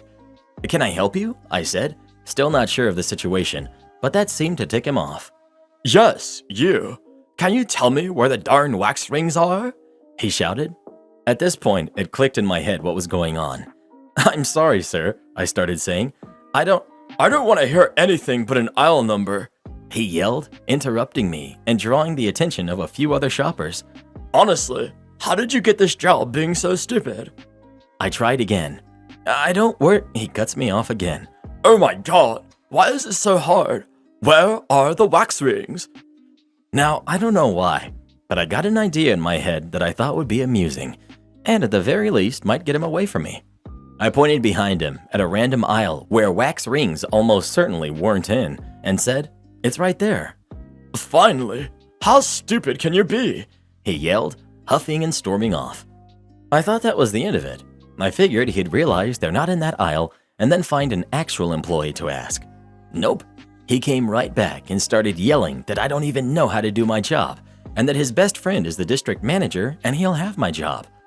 During his yelling, I noticed a few shoppers staring at us. I just raised my hand, pointed to the same aisle as before and said, "They're right there. Look, can't you see them? How stupid can you be?" I retorted, taking glee and throwing the last part back at him. But he wasn't amused. He smacked my hand down and shoved me, yelling something about stupid punk teenagers. That was a bad idea. I'm not a skilled fighter or super strong or anything, but I know when I can take someone. This guy clearly didn't. I bopped him once in the nose and he fell back, falling on the ground, hard. "Someone call the police! This guy just attacked me!" he yelled as the crowd nearby grew larger and larger. I was worried. Obviously, it was in self-defense, but I kept thinking that I should have shoved him back and not bopped him. I was worried that if he had fallen so hard that he had been hurt, I could get in trouble. A manager came over and asked what was going on. He started screaming that, "This employee attacked me when I tried to ask for simple directions. Look what he did." By this point, you can see that he's really hurt. "Who did?" the manager said, puzzled and concerned, looking around at the actual employees who were still on their way to the commotion. "Oh my god, are you all this stupid? Him!" he screamed, pointing at me. He doesn't work here, sir," the manager said. The manager got on the radio for more employees, ignoring the man's insistence that I do, and tells me to follow him. He takes me to the security office and has me wait for the police. Luckily, multiple customers and the cameras saw my side of the story, and since the police went to the injured person first to render aid, they also interviewed witnesses over there before coming to me. When they came in, I gave my side of the story. The police say it contradicts his version of events and that it matches the witness statements. They said the guy was yelling that he wanted me arrested and locked up. That's when the manager pulled up the footage, which showed him hit my hand and shove me, and I only bopped him after that and one time. Also in my favor, I was facing him with the drill shelf behind me when he shoved me, so I was somewhat cornered. They then asked if I wanted to press charges, and since he wanted to get me arrested, I decided, yeah, lock him up. They arrested him, and a few months later I found out he pled guilty and avoided jail time, but now he has an assault charge on his record. I honestly wouldn't have pressed charges if it wasn't for the fact that he wanted to press charges against me. I hope he learned his lesson and doesn't treat anyone that way again. even if they're a Home Depot employee. Always press charges. It teaches entitled people to keep their hands to themselves. Can't do anything much about their idiotic words, but when they decide to put their hands on you, then lessons need to be learned. Entitled parents brought their loud 3-year-old to see The Batman and were shocked when I asked them to keep their kid quiet. Saw The Batman opening weekend. Loved it so much that when my parents told me they were going to see it last night, that I drove up to their place to go with them. After talking it up, I was genuinely excited to see what my dad, who loves Batman, and my mom, who loves Jeffrey Wright, would say about the film. It all went swimmingly until we took our seats. Out of the corner of my eye, I saw a family of 3 in the row ahead of us, maybe 4 or so seats removed from being directly in front of us. I noticed one of the members of the family was a toddler. The first 30 minutes of the movie are fine. He makes a couple small noises, but that's it. Nothing too loud or intrusive. But I forget the exact scene. Something loud and bright happened, and the poor kid got a little burst of energy from being spooked or overstimulated. Who knows? I should mention that this theater was an IMAX screening, so the noise and bass were booming, and the screen was huge. He starts wanting to stand up and walk around, and the dad grabs him and tries to stop him. Kid starts crying, and then is trying to talk to the dad while the movie is progressing. After maybe 5 minutes, I'm well beyond done and lean over to whisper, "Hey sir, can you please get your kid to be quiet or step out and calm him down?" He gives me an annoyed look and says nothing, and the kid keeps talking, louder than before. I say again, "Seriously, you need to get him to stop." He sighs, annoyed at the prospect of having to parent his kid, and leaves with the mom and kid in tow. Relieved, I go back to watching the movie until the end. My parents loved it, and I had an overall good time. Until we exited the theater. Dad of the year is in the parking lot waiting for me. The mom and kid are gone. He approaches me aggressively and gets up in my face as I'm headed to my car, saying crap like, "Where do you get off telling me what to do with my own kid?" I'm taken aback for a second or two. I genuinely don't know what's funnier, the fact that he doesn't understand why I asked him to quiet his kid, or the fact he waited for 2.5 hours and apparently will need a ride home from his wife once the ordeal is over. I just tell him, "Look man, the kid is obviously too young to be seeing a movie like this, isn't going to remember it, won't appreciate it, and definitely isn't going to be patient enough to be quiet for 3 hours. He then gets angrier and tells me not to dictate to him how to parent. I say, "I wasn't trying to say you're a bad parent. If you can't find a sitter though, don't make plans for a movie night." That goes over even worse, and he says he bought the tickets and wasted his money because of me. I couldn't help it. I laughed pretty much literally in his face. I told him he's an idiot for buying an $18 IMAX movie ticket for a 3-year-old who wouldn't know the difference between an IMAX screen and their home TV, much less care, and he gives me a shove to the shoulder and tells me to shut up. He yells at me that he will spend his money how he wants, to which I say that's all up to him. I just don't think it's smart. He gets another shove in, and I tell him I have my license and I've got my piece on me. He backs off. I was bluffing anyways. And I go to my car and have a big laugh on the way home. What a loser. Our deal is off. If you don't like it, just quit. I used to work at a company that had a weird work culture. Everyone, including CEO, directors, and the owner, worked way too much, and some would proudly say that they could only sleep after drinking because they have so much work they can't tune off. I was working 12 hours a day, plus commute, all without overtime, while being paid less than market average for 8 hours. I was dumb. I loved what I did. The company has a big name in my country, so it helped build my curriculum, and I had the chance at tackling very interesting projects. So I saw it as a stepping stone to better jobs. About 8 months in though, I started to break. I had stopped exercising and gained weight. My mental health was taking a big dive, and I would wake up at 4 a.m. thinking about things I wasn't able to finish, and then I couldn't fall back asleep. So I handed my resignation in. The CEO, who I had a good working relationship with, called me in to ask what was going on. My director was present. I was honest. He asked what they could do to help keep me in the team. I said we desperately needed more people in our department. My director nodded, and I had to start working 1 hour later so I could at least go for a walk every morning. He agreed with both of these things, said that they were already working on the budget to get 2 more people into our department, and he'd ask for RH to post the openings. My director had vacation planned, and during that couple of weeks, I got to work 1 hour later. Got stinky eyes from my coworkers, but oh well. Started to feel better.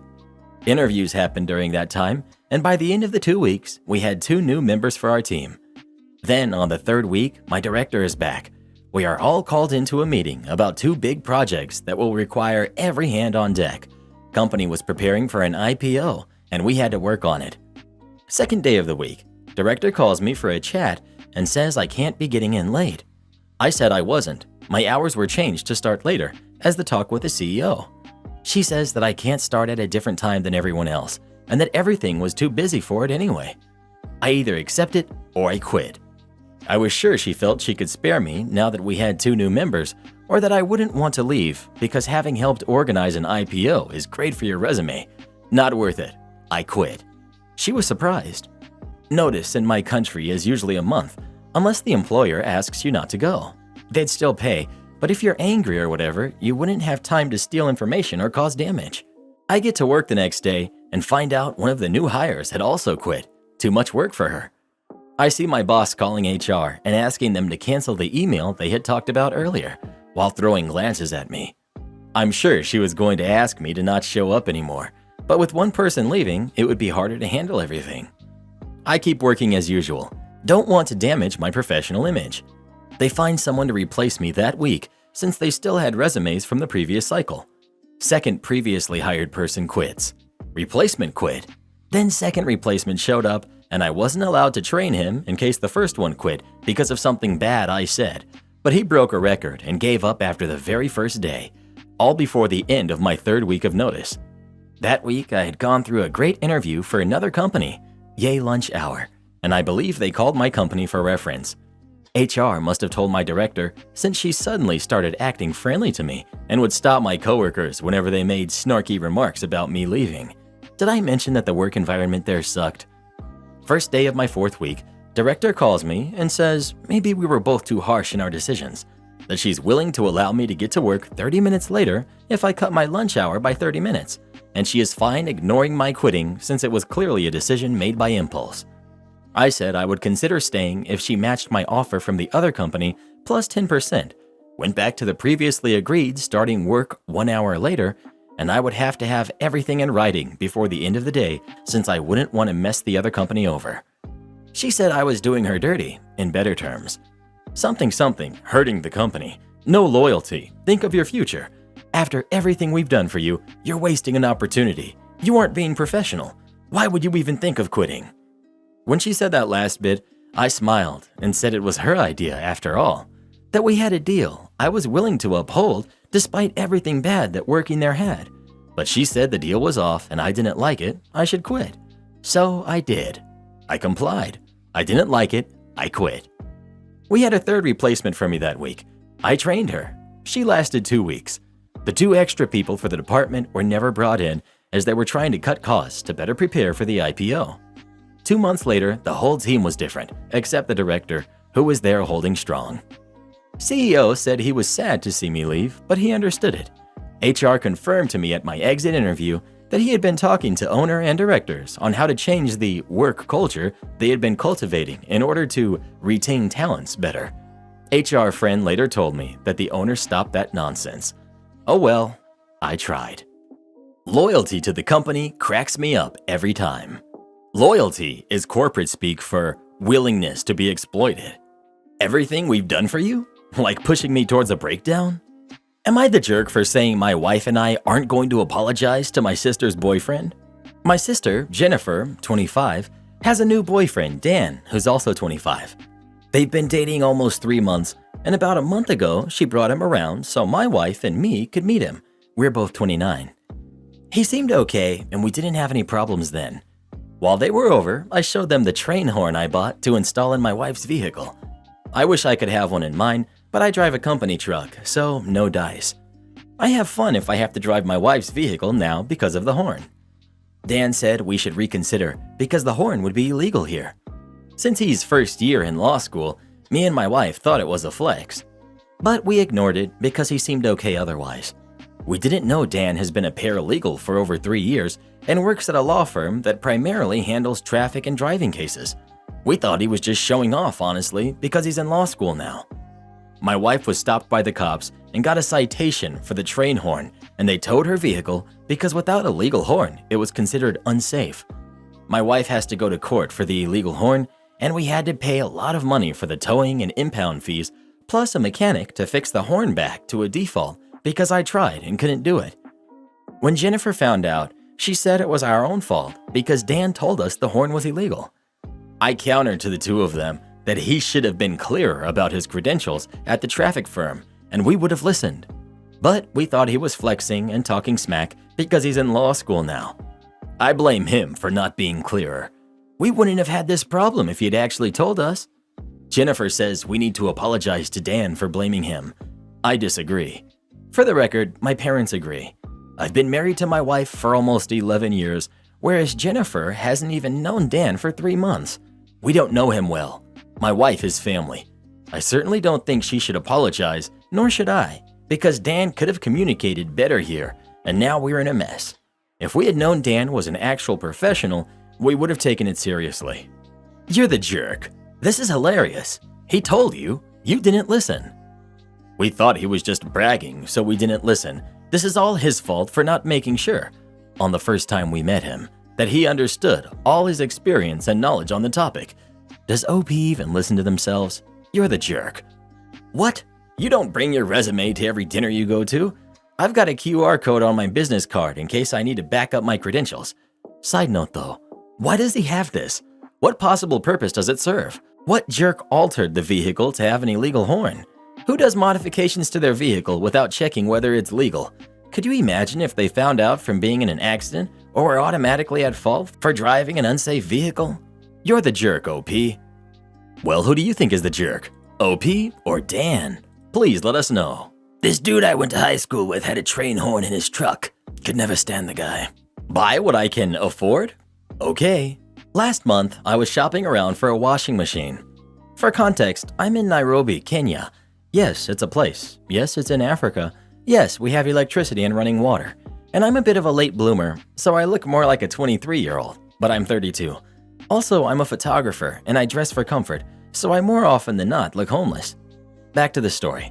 I looked up what I wanted online and saw it was available at one of the major chains. But since I was free, I decided to go to the store in person.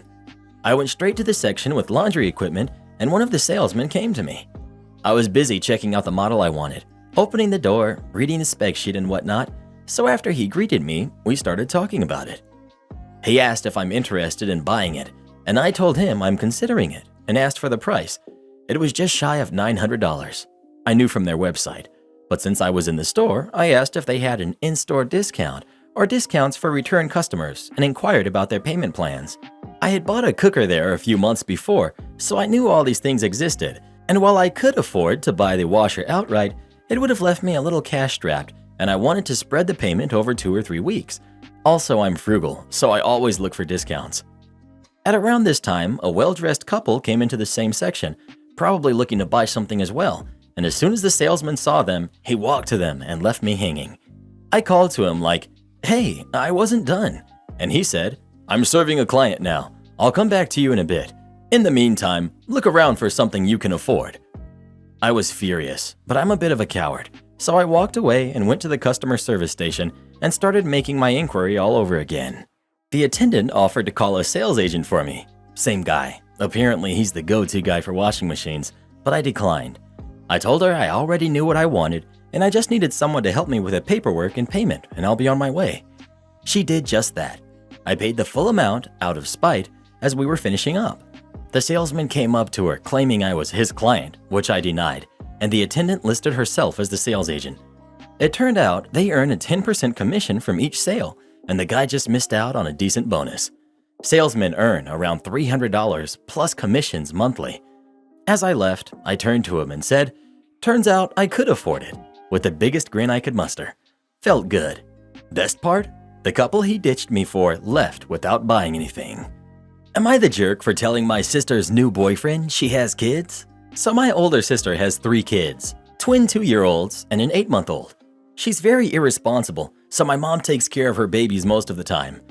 Me and my sister are not that close, but she's always messing with my clothes and makeup, and it's really annoying since I'm 17 and I work a job to pay for all my things while she's unemployed and borrows money from my mom and sometimes me. My sister dates a lot, and I honestly don't care. That's her business. I don't ask her about her dating life, and she doesn't ask about mine. I came home last night to my room torn apart, and a lot of my makeup and extensions I just got were gone. I was so mad. I called her a bunch of times, and finally someone answered. It was some guy, and I told him to give the phone to my sister. He said she's busy and can't talk, and what do I want? I said that I need to talk to her, and he said he can relay a message. I said to tell her she needs to bring me back my things, the same way she took them, and that I'm not babysitting her kids next weekend like she begged me to. He was like, "Wait, what?" But I hung up. Like 30 minutes later, my mom comes into my room saying my sister called her, crying hysterically that she was kicked out of some guy's car on the road and needed a ride home, and she was blaming me, saying I exposed her. I was so confused till she came home trying to come after me, and I locked my room door. She was screaming that I told her, now ex, she has kids, which isn't my business to tell, which got him mad, and that what I did was dangerous because you shouldn't mention your personal life to strangers, and that she decides to tell people on her own time. My mom is on her side, saying that there was no need to mention the kids if my sister didn't feel comfortable, but my dad says she's wrong and overreacting. Am I the jerk? Not the jerk. You called her phone. You asked for her. You left a message. It's not like you sought out her boyfriend so you could rat her out about her having kids. And of course, if she respected your belongings, you wouldn't have been calling and you wouldn't have mentioned the babysitting. So she could have avoided this situation by 1. Not taking your things. 2. Answering her own phone. 3. Coming to the phone when asked for. 4. Telling her boyfriend the truth. Sure, you don't tell strangers about your family, but you can't go from stranger to ex-boyfriend in the space of one phone call. Not the jerk. How are you supposed to know that she didn't tell him she had kids? And your sister needs to grow up and start taking responsibility for her kids. Well, who do you think is the jerk? OP or her sister? Please let us know. Karen demands I pay her college tuition. I, 44, male, am divorced and have been for over 10 years now. My ex-wife and I have 2 kids, one son, Ben, who's 19, and one daughter, Lauren, who's 17. My ex-wife and I split custody 50-50, and I paid child support on time every month, as well as ensured our kids had everything that they needed for sports and other activities. At a young age, I started a college fund/early life starter fund for the kids, which they were aware of and has grown to a large amount through the years. Over the years, I have always had my kids on my time and tried to be present in their lives. Ben has always been happy to come to my home, have family time, tell me about his life, have a father and son role pretty much. Lauren, on the other hand, is the total opposite. She pulled away at a young age, and when she was old enough to decide for herself, she cut me out pretty much 100%. I spent years reaching out to her and trying to build some type of bridge with her, but nothing ever worked. She went to a few different therapists, and I can only hope that it helped in some other aspects of her life, but it certainly didn't help in a family role. Over the past few years, my son has become angry with his sister and calls her ridiculous.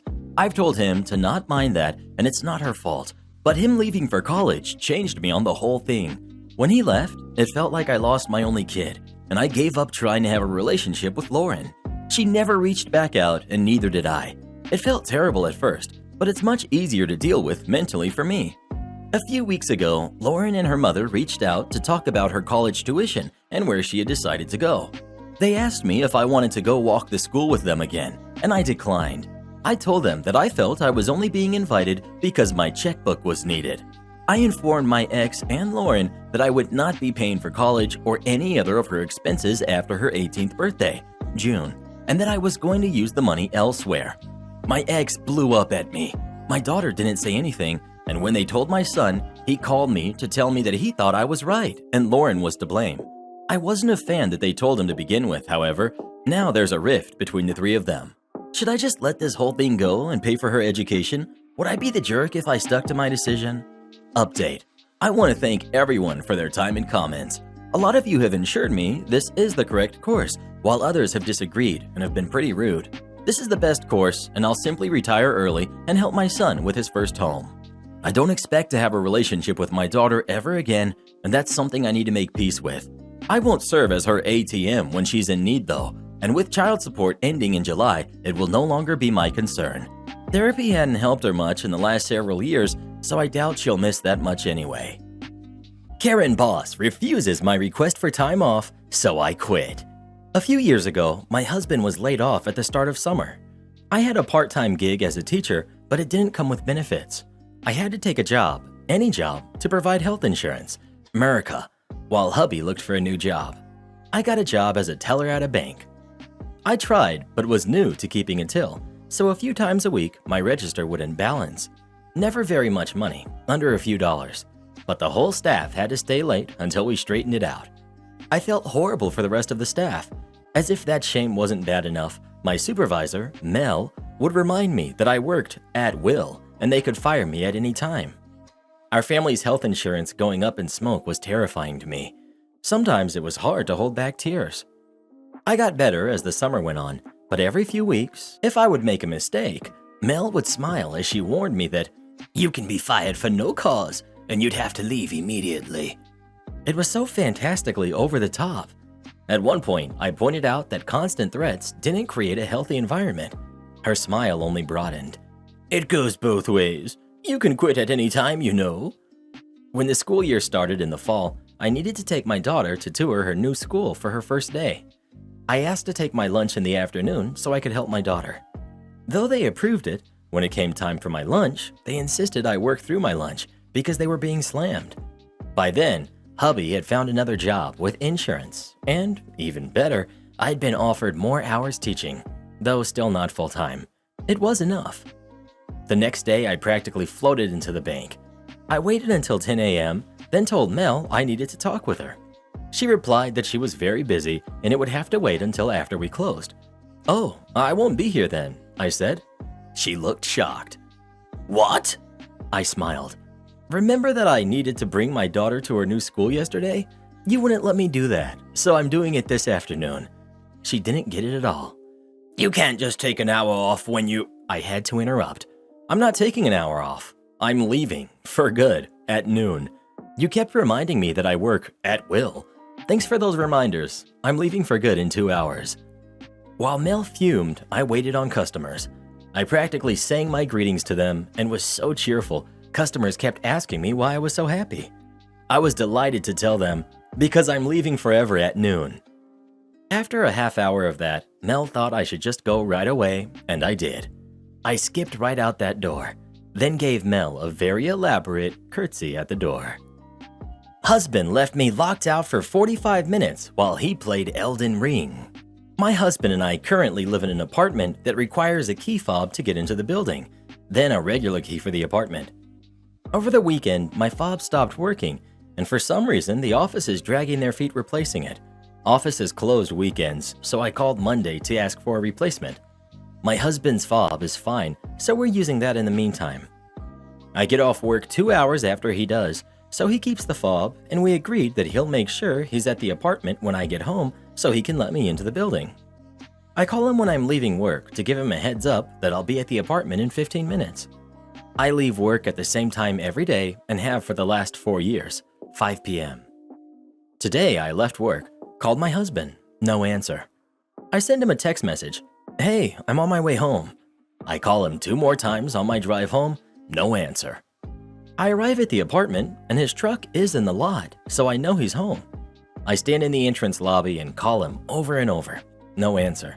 But I ended up locked out for 45 minutes before another tenant was leaving and let me into the building. I get up to the apartment and my husband is playing Elden Ring on our PlayStation with his headphones on. Apparently, he bought it today. I walk over, tap him on his shoulder, visibly upset. He gets that, "Oh no, I messed up," look on his face and rips his headphones off. I calmly ask him, "What on earth, dude?" He tells me he lost track of time, totally forgot, etc. His phone was on silent and across the room from him, thus why he didn't answer the calls. I was upset and I wanted to avoid raising my voice or causing a blowout, so I just tell him that was a jerk move. Take the fob off his keychain and leave it to go visit my sister, which is where I am currently. My husband is texting me, essentially saying I'm the jerk for taking the fob, which means he can't leave the building without getting locked out. I pointed out to him that he left me locked out for 45 minutes, and that he's at home with his game, and that as far as I know, he had no plans to leave the apartment from what he had told me. My sister finds this all hilarious, but does think maybe I was a little too harsh taking the fob when I left. Personally, I feel I was not the jerk, as I have no issue with him gaming. I game myself. I have issue that he left me locked out and standing in the lobby for 45 minutes because he wasn't paying attention. Am I the jerk? Info: I didn't take the fob to punish him. I took the fob as he was still gaming when I left for my sister's, so I took it in the event he became distracted and left me locked out again, or in case I stayed late hanging out with my sister and he fell asleep. Info 2: was advised to add this. My sister is 5 minutes down the road from where we live. I took off the fob in front of him, told him when I'd be home, and texted him when I got to my sister's. I'm not an hour away. In the event of an emergency, I can be home ASAP. Keep the fob. Your husband can find an imbued sword key to let himself in and out. Not the jerk. My husband, when I showed him this comment, I lost 17,000 runes to one of those earlier. Not sure he took the right lesson. Not the jerk. You are also leaving, so why wouldn't you have taken the key fob? Seriously, I don't understand why people are saying she's punishing him. He clearly has no intentions of leaving the apartment. Why would she not bring it with her? Not the jerk. I would be livid. It was a genuine mistake, so as long as you're not planning on being away with the fob overnight or anything, you're fine. But taking it to go for a visit to ensure you can get back in later when he's just on the couch gaming is perfectly reasonable. OP. Yeah, I definitely don't believe it was intentional, but still, it was really frustrating. I didn't want to get angry and get into a fight, so I wanted to remove myself from the situation. I plan on being home by 9 or 9:30, so by the time I left, he'd be unable to leave the building without locking for maybe 4.5 hours. And he told me an hour before I left work, so 4 p.m., that he didn't have plans and would be staying in tonight. Well, who do you think is the jerk? OP or her husband? Please let us know. Elden Ring all day, bruh. No, but seriously, is that game as fun as it looks? Airline I worked for lost thousands because they refused to pay me $10. So the year before lockdown hit the US, I started working for one of the major airlines at my local airport as a baggage handler. I absolutely loved this job. I just enjoyed being around planes from the ground level. When I started, there were no full-time positions available, so I was working part-time, 6-hour nights, 5 times a week. The way it usually works is each gate has a lead, the person with extra training to do the load planning and scanning and towing the planes to the runways, as well as guiding them in, and a few baggage handlers. Now, I had only been there a few months, but I was working my tail off and showing that I was a team player. I decided I was going to try and become a lead, even though they usually want you to work a year or so as a handler first. I was confident and ended up passing the training courses with ease. The problem was they had no availability for more leads, so I was put into what was basically an on-call lead kind of thing, where they could upgrade me for the day if they needed more leads. Now, whenever they upgrade you to lead, even if it's only for a single flight, they have to pay you the extra $1.75 per hour leads get for your whole shift. Remember, I worked 6-hour days, so it's $10.50 is the cost to make me a lead for my shift. Now, for a few months, everything was great. I was a part-time baggage handler, but I was working as a lead for my whole shift, every shift, and I was loving every second of it. Something about towing huge planes full of people to the runway was just awesome to me. Enter lockdown. Within months, the airline industry is tanking pretty hard as nobody wants to travel and get stuck somewhere. Supervisors are being told to cut costs everywhere they can, which makes sense given the circumstances. Cue up the night of my malicious compliance. It's maybe 11 p.m. and I'm on until 1 a.m. Supervisors have sent a large chunk of workers home, and those of us left behind are being sent all over the airport to cover the flights we do still have coming. I get a call from the office that assigns your flights, and I'm told to go grab a box and a walkie, the stuff needed to plug into the planes to talk to the flight deck. They tell me head to the gate the flight's landing in, 5, and to just put in my request for lead. When asked to be a lead, you put it on your company app, and a supervisor approves your pay raise for the day. I get to my gate check, and the load coming off the plane brief the handlers on what's coming down, and we all get to our spots to bring the plane in. I see the plane coming down the lane to my gate, and at the same time, my zone supervisor drives up to my gate and asks me to come over. He then tells me something along the lines of, "Hey man, we can't upgrade you to lead right now. We just can't swing that extra expense right now. I respond with, okay, so who's going to bring this plane if nobody else on the gate is lead trained? And supervisors are not allowed to do any of our work because of the union rules. He then tells me he is going to go find another lead to bring it in and to just assist him when he arrives. So I'm like, sure, whatever. Now it's important to note that planes have very tight metrics for how long it can take to bring a flight in, unload, and reload for the next flight. The flight pulls up to the edge of my gate and comes to a stop as there's no lead there guiding them in, so the flight just sits there waiting, and the entire gate crew are also just standing around waiting. 20 minutes go by, and my radio I still have on me starts going off, and the office is upset. They want to know why I'm holding this flight short and not bringing it in, to which obviously I reply with, "What do you mean? Ex-supervisor told me they couldn't afford to pay me for my lead work today, and that he would find someone else." He then asks me if I can please just bring them in, and I said, "Sorry, but if you're not willing to pay me to do the lead work, then I'm only going to do the handler work I'm being paid for." As it turns out, they sent too many leads home this night, and the ones they did have were all busy on flights already. After about 45 minutes, a lead from 2 terminals over finally strolls up, and we're able to unload the plane as usual. But that 45 minutes that the plane sat idle at the gate cost thousands in extra fuel, plus overtime for flight attendants forced into mandatory overtime from the situation. Not to mention all the passengers who were upset from the extra wait who were all comped some credits with the airline for the trouble. I also came to find out that supervisors' bonuses were based on flight turn time, and this 45-minute hold probably cost him his bonus and a write-up. So basically, the supervisor didn't want to pay me $10.50 for me to be a lead for the day, and instead cost the airline thousands on a heavily delayed plane at the gate and probably his yearly bonus that all could have been avoided by just paying me the extra $1.75 per hour for my 6-hour shift.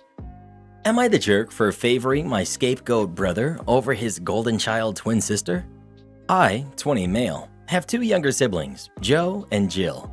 They're twins, both 18 and graduating high school this year.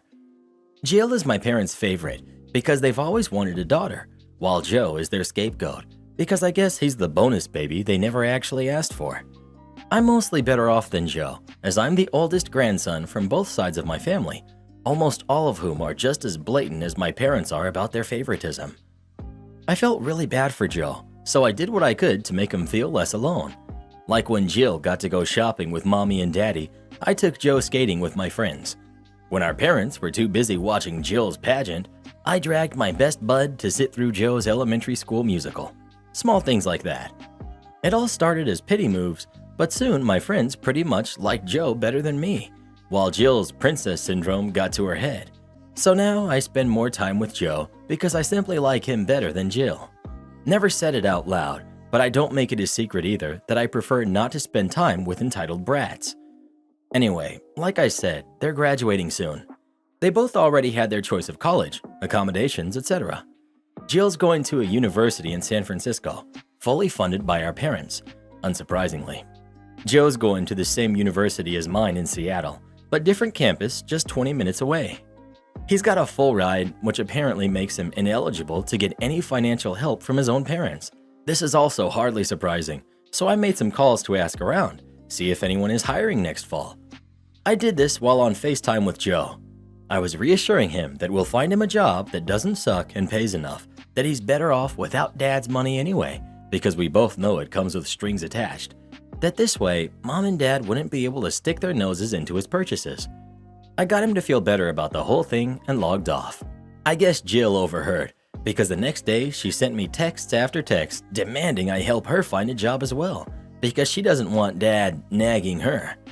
When I told her, politely by the way, that I don't know anyone in San Francisco and that she'd get more help from mom and dad, she blew up, saying all these things about me favoring Joe over her, which, yeah, it's true. I love both of my siblings, but I don't particularly like Jill. It's not like she's making herself likable though, so am I the jerk? I figured your brother was a total mess up or something, but seems like his only crime was being the boys' win.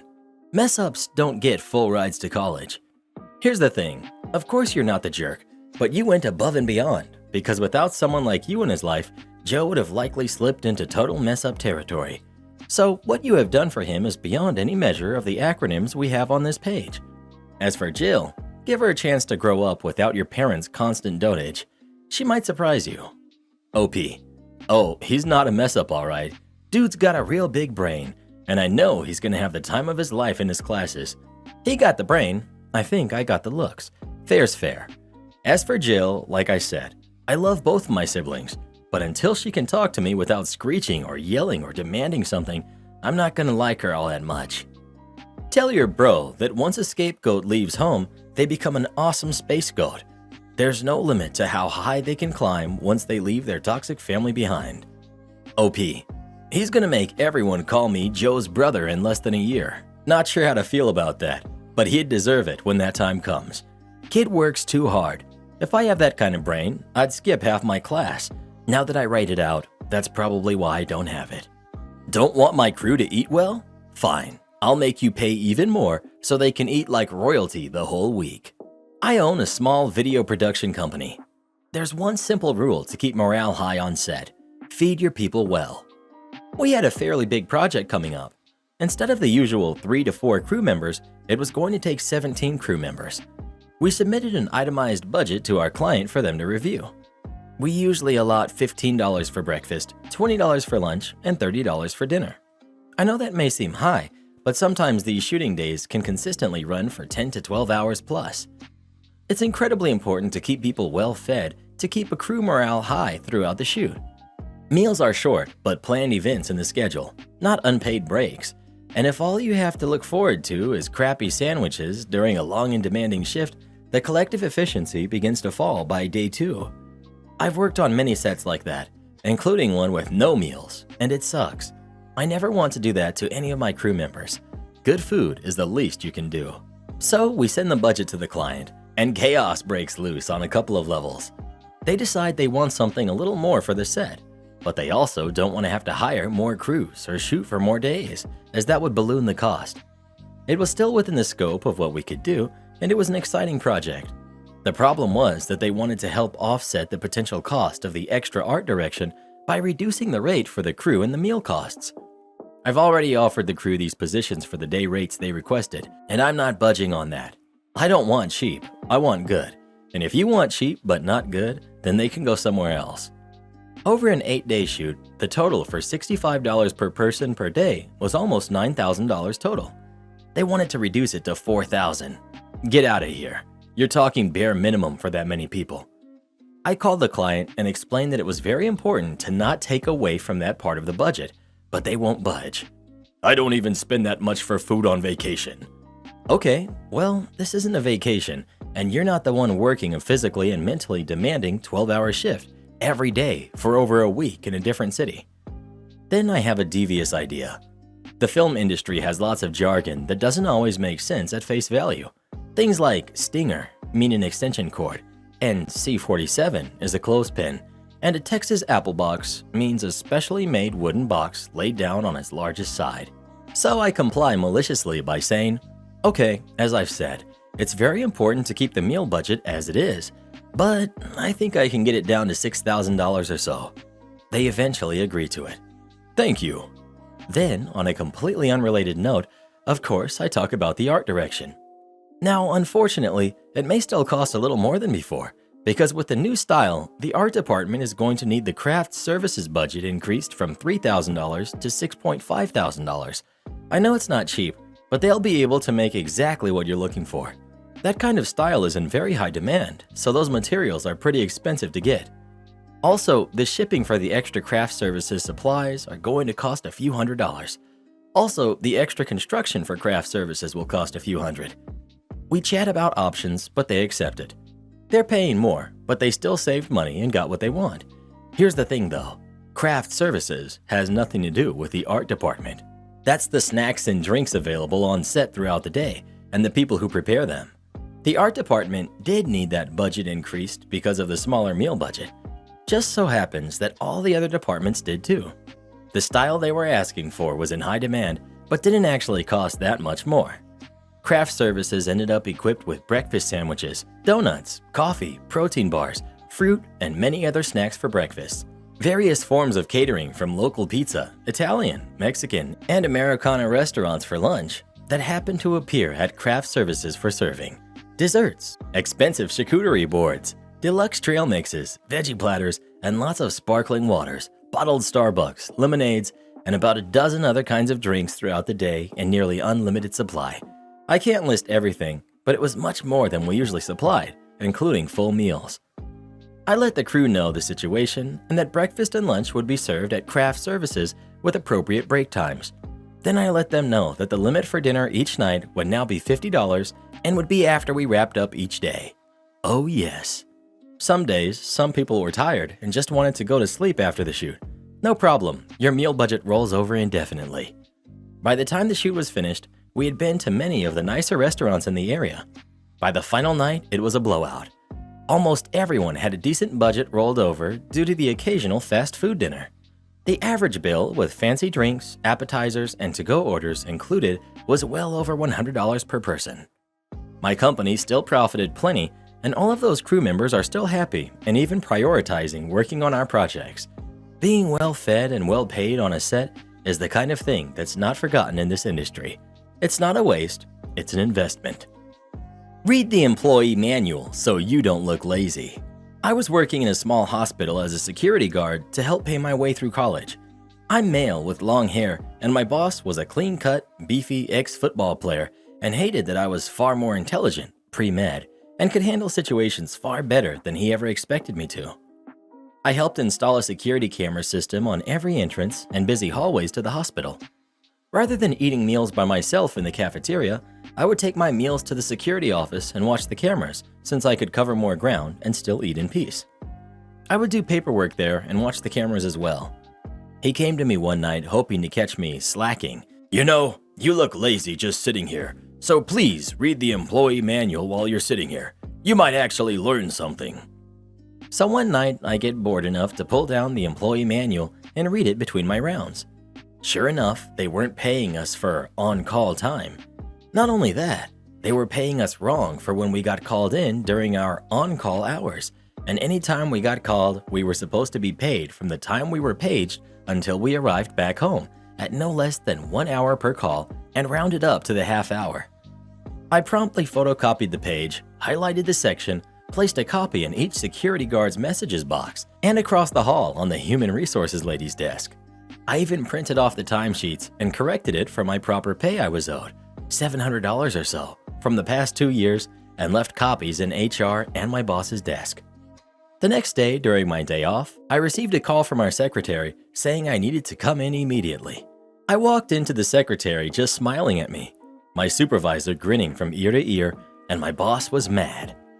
I sat quietly while he berated me about this BS move I had just pulled, to which I replied, "If I recall, you told me to read the employee manual so I don't look lazy, so I did." At this point, he was threatening me and screaming so loudly he could be heard way down the hallway. He was threatening to fire me for insubordination and a list of other infractions. I simply stared at him and said, "I think we should talk to human resources," stood up and walked across the hall with him screaming at me the whole way as he stood up to follow me. I simply knocked on the door. "Hey Rhonda, did you get my memo and corrected timesheet?" She simply smiled and said, "I sure did. I'll cut your check as soon as I can." I replied, "And did you catch Larry threatening to fire me for reading the employee manual like he told me to?" "I sure did, hun, and you don't need to worry about your job. You're safe here, and if you need to file a complaint, we heard everything." I turned around to find Larry fuming and red in the face. He turned around and walked out of the hospital to go cool off. Our secretary, my supervisor, and HR all just stood there and broke out laughing. I looked at our secretary and said, "Could you please log my hour for the time I had to come in for this?" Best $700 check I ever cashed. Am I the jerk for making my husband kick his sister out of our house? I, 28 female, have been married to my husband, 30 male, for 3 years, together for almost 5. He's in the military and travels often, so I stay alone at home. When I was a kid, I was really into stuffed animals. When my nieces were born, and I gave them almost all of them, except for the 3 that were special to me, one was given to me by my dad when I turned 2. The second one was given to me by one of my dad's friends on my 7th birthday, and it's named after him, Johnny.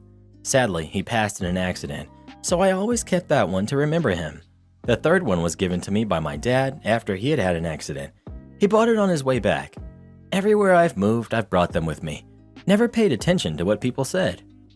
2 months ago, my sister-in-law, who's 20, asked if she could stay with us since she lost her job and was struggling to pay rent, plus college, etc. My husband asked if I would be okay with it since he would be deployed soon and I would be the one staying here with her. I agreed since we never really had an issue before. My husband left a month ago and everything was going okay with his sister. She goes to class online. She would keep her room clean. We would buy groceries and sometimes she would help. The only issue that we had was that she couldn't bring people over if she was alone at our house. One time she brought her boyfriend and we just told her that in that case, she needed to let us know since we don't really know him. The issue now. Last week, my husband got back from his deployment since it was just a course, something like that. We planned to go out for the weekend to spend time alone. When we got back, I found Johnny in the trash and he didn't have an arm. I started asking what happened and went to check and the elephant was missing too. I asked sister-in-law since she was the one there and she told me her boyfriend brought his little sister around and she was playing with them and she had torn them up. And since they were old, she threw them in the trash and she took the pink elephant since she really liked it. I started crying and told her she had no right to throw it away. And my husband got involved and told her she broke every single rule and disrespected us in our house, that she needed to tell his boyfriend to bring that elephant back right now and start to pack her things to leave. She got mad and started arguing with my husband and called me a baby for crying over stuffed animals. She called her boyfriend and he brought it back. My husband said he would take Johnny to get fixed too. Now his parents are calling us and saying we're a bunch of babies reacting that way over 2 stuffed animals, like if we were kids. That how dare he kick out his own sister like that. He told them he was not arguing with them and to pay for a place for her since we aren't a free hotel. Everyone in his family is mad at us and blaming me and saying I manipulated my husband and put him against his own family. I don't think we did anything wrong, but all the messages are getting to me now. Am I the jerk for the way I reacted? Not the jerk. Not only did she violate the rules you guys set out, she let someone else's kid play with your precious keepsakes and break one. Instead of trying to fix her mistake, she simply threw it away. The audacity. Good for your husband for sticking up for you and holding his ground. Sounds like a keeper. She also gave one away. I would ask each and every one of those family members what they would do if someone stole their mementos of loved ones. Not gonna lie, if someone did that to my keepsakes, they'd better leave my property or get hurt. The sheer audacity to be a thief and a property destroyer to your host is unbelievable, and the parents and other relatives can host their ungrateful daughter if they think it's so unfair. Your job isn't to make decisions. My job is to make decisions. This is the story of my non-Reddit using sister's malicious compliance when a new general manager took over her hotel. My sister has been working in the hospitality field since she got out of high school. She started at the front desk, but worked just about every job having to do with the hotel business: housekeeping, night audit, reservations, etc. At the time of this story, she had been the assistant hotel manager for quite a while and had a fantastic working relationship with her general manager, the competent general manager. She would handle all the day-to-day stuff, guest issues, employee problems, leaving competent general manager to handle all the bigger issues and increase the business. This well-known hotel brand was located outside the major airport and was the layover hotel for a lot of aircrew and weary travelers and was always at or near capacity. Fast forward a couple of years, and her competent GM is prompted up the chain, and a new GM, micromanaging GM, takes over. He decides to lay down the law that he doesn't care how things were done under the competent GM. He was in charge now, and his word was law. All the staff were taken aback as they had a great customer feedback and their occupancy numbers were always spectacular, and someone who was looking to disturb that was concerning. What was worse, micromanaging GM had just moved to the area and had yet to find an apartment and was staying at the hotel, ensuring that he was always lurking about, aggravating the staff in their daily tasks. My sister did everything she could to shield her people from micromanaging GM's antics, all the while handling the day-to-day of the hotel front desk. My sister was used to handling guest complaints and would regularly do whatever it took to keep angry guests happy, be it giving comps, moving rooms, whatever it took to keep people content. Once, after upgrading an irritated guest to a better room, Micromanaging GM pulled her aside to chew her out for doing something without permission. My sister said that she had been instructed by a competent GM to do whatever it took to keep the hotel running smoothly. He said, "Your job isn't to make decisions. My job is to make decisions. You don't do anything in the future without permission." My sister, being my sister, engaged malicious compliance. "Yes, sir. You have a complaint about your room? Let me transfer your call to Micromanaging GM. You need more towels? Please hold while I transfer you to Micromanaging GM. We overbooked and we need to find you another room. Let me connect you to Micromanaging GM." After watching her do this for a few days, the rest of the staff started doing this across all shifts. The man would be woken up at 2 a.m. to connect to an angry guest, so he was getting almost no sleep with fielding so many calls. He lasted about 6 weeks before he resigned. The hotel's previous GM had to be temporarily transferred back to hold things together until a new GM could be found. My sister was told by competent GM that Micromanaging GM had a nervous breakdown, and competent GM was trying to figure out how it happened in a hotel that was running like a Swiss watch when she left. When new GM was finally sent to take over, one of the things competent GM said to her was, "Your success or failure here is going to hinge on how well you get along with OP's sister." Edit 1. For those asking why my sister wasn't considered for the position, she was putting herself through college at the time, and to be a GM in that particular hotel chain required a college degree. Support our channel by joining as a member today, and we'll give you a shout out in our next video. Or come watch this video next. You won't believe what Karen does in that one.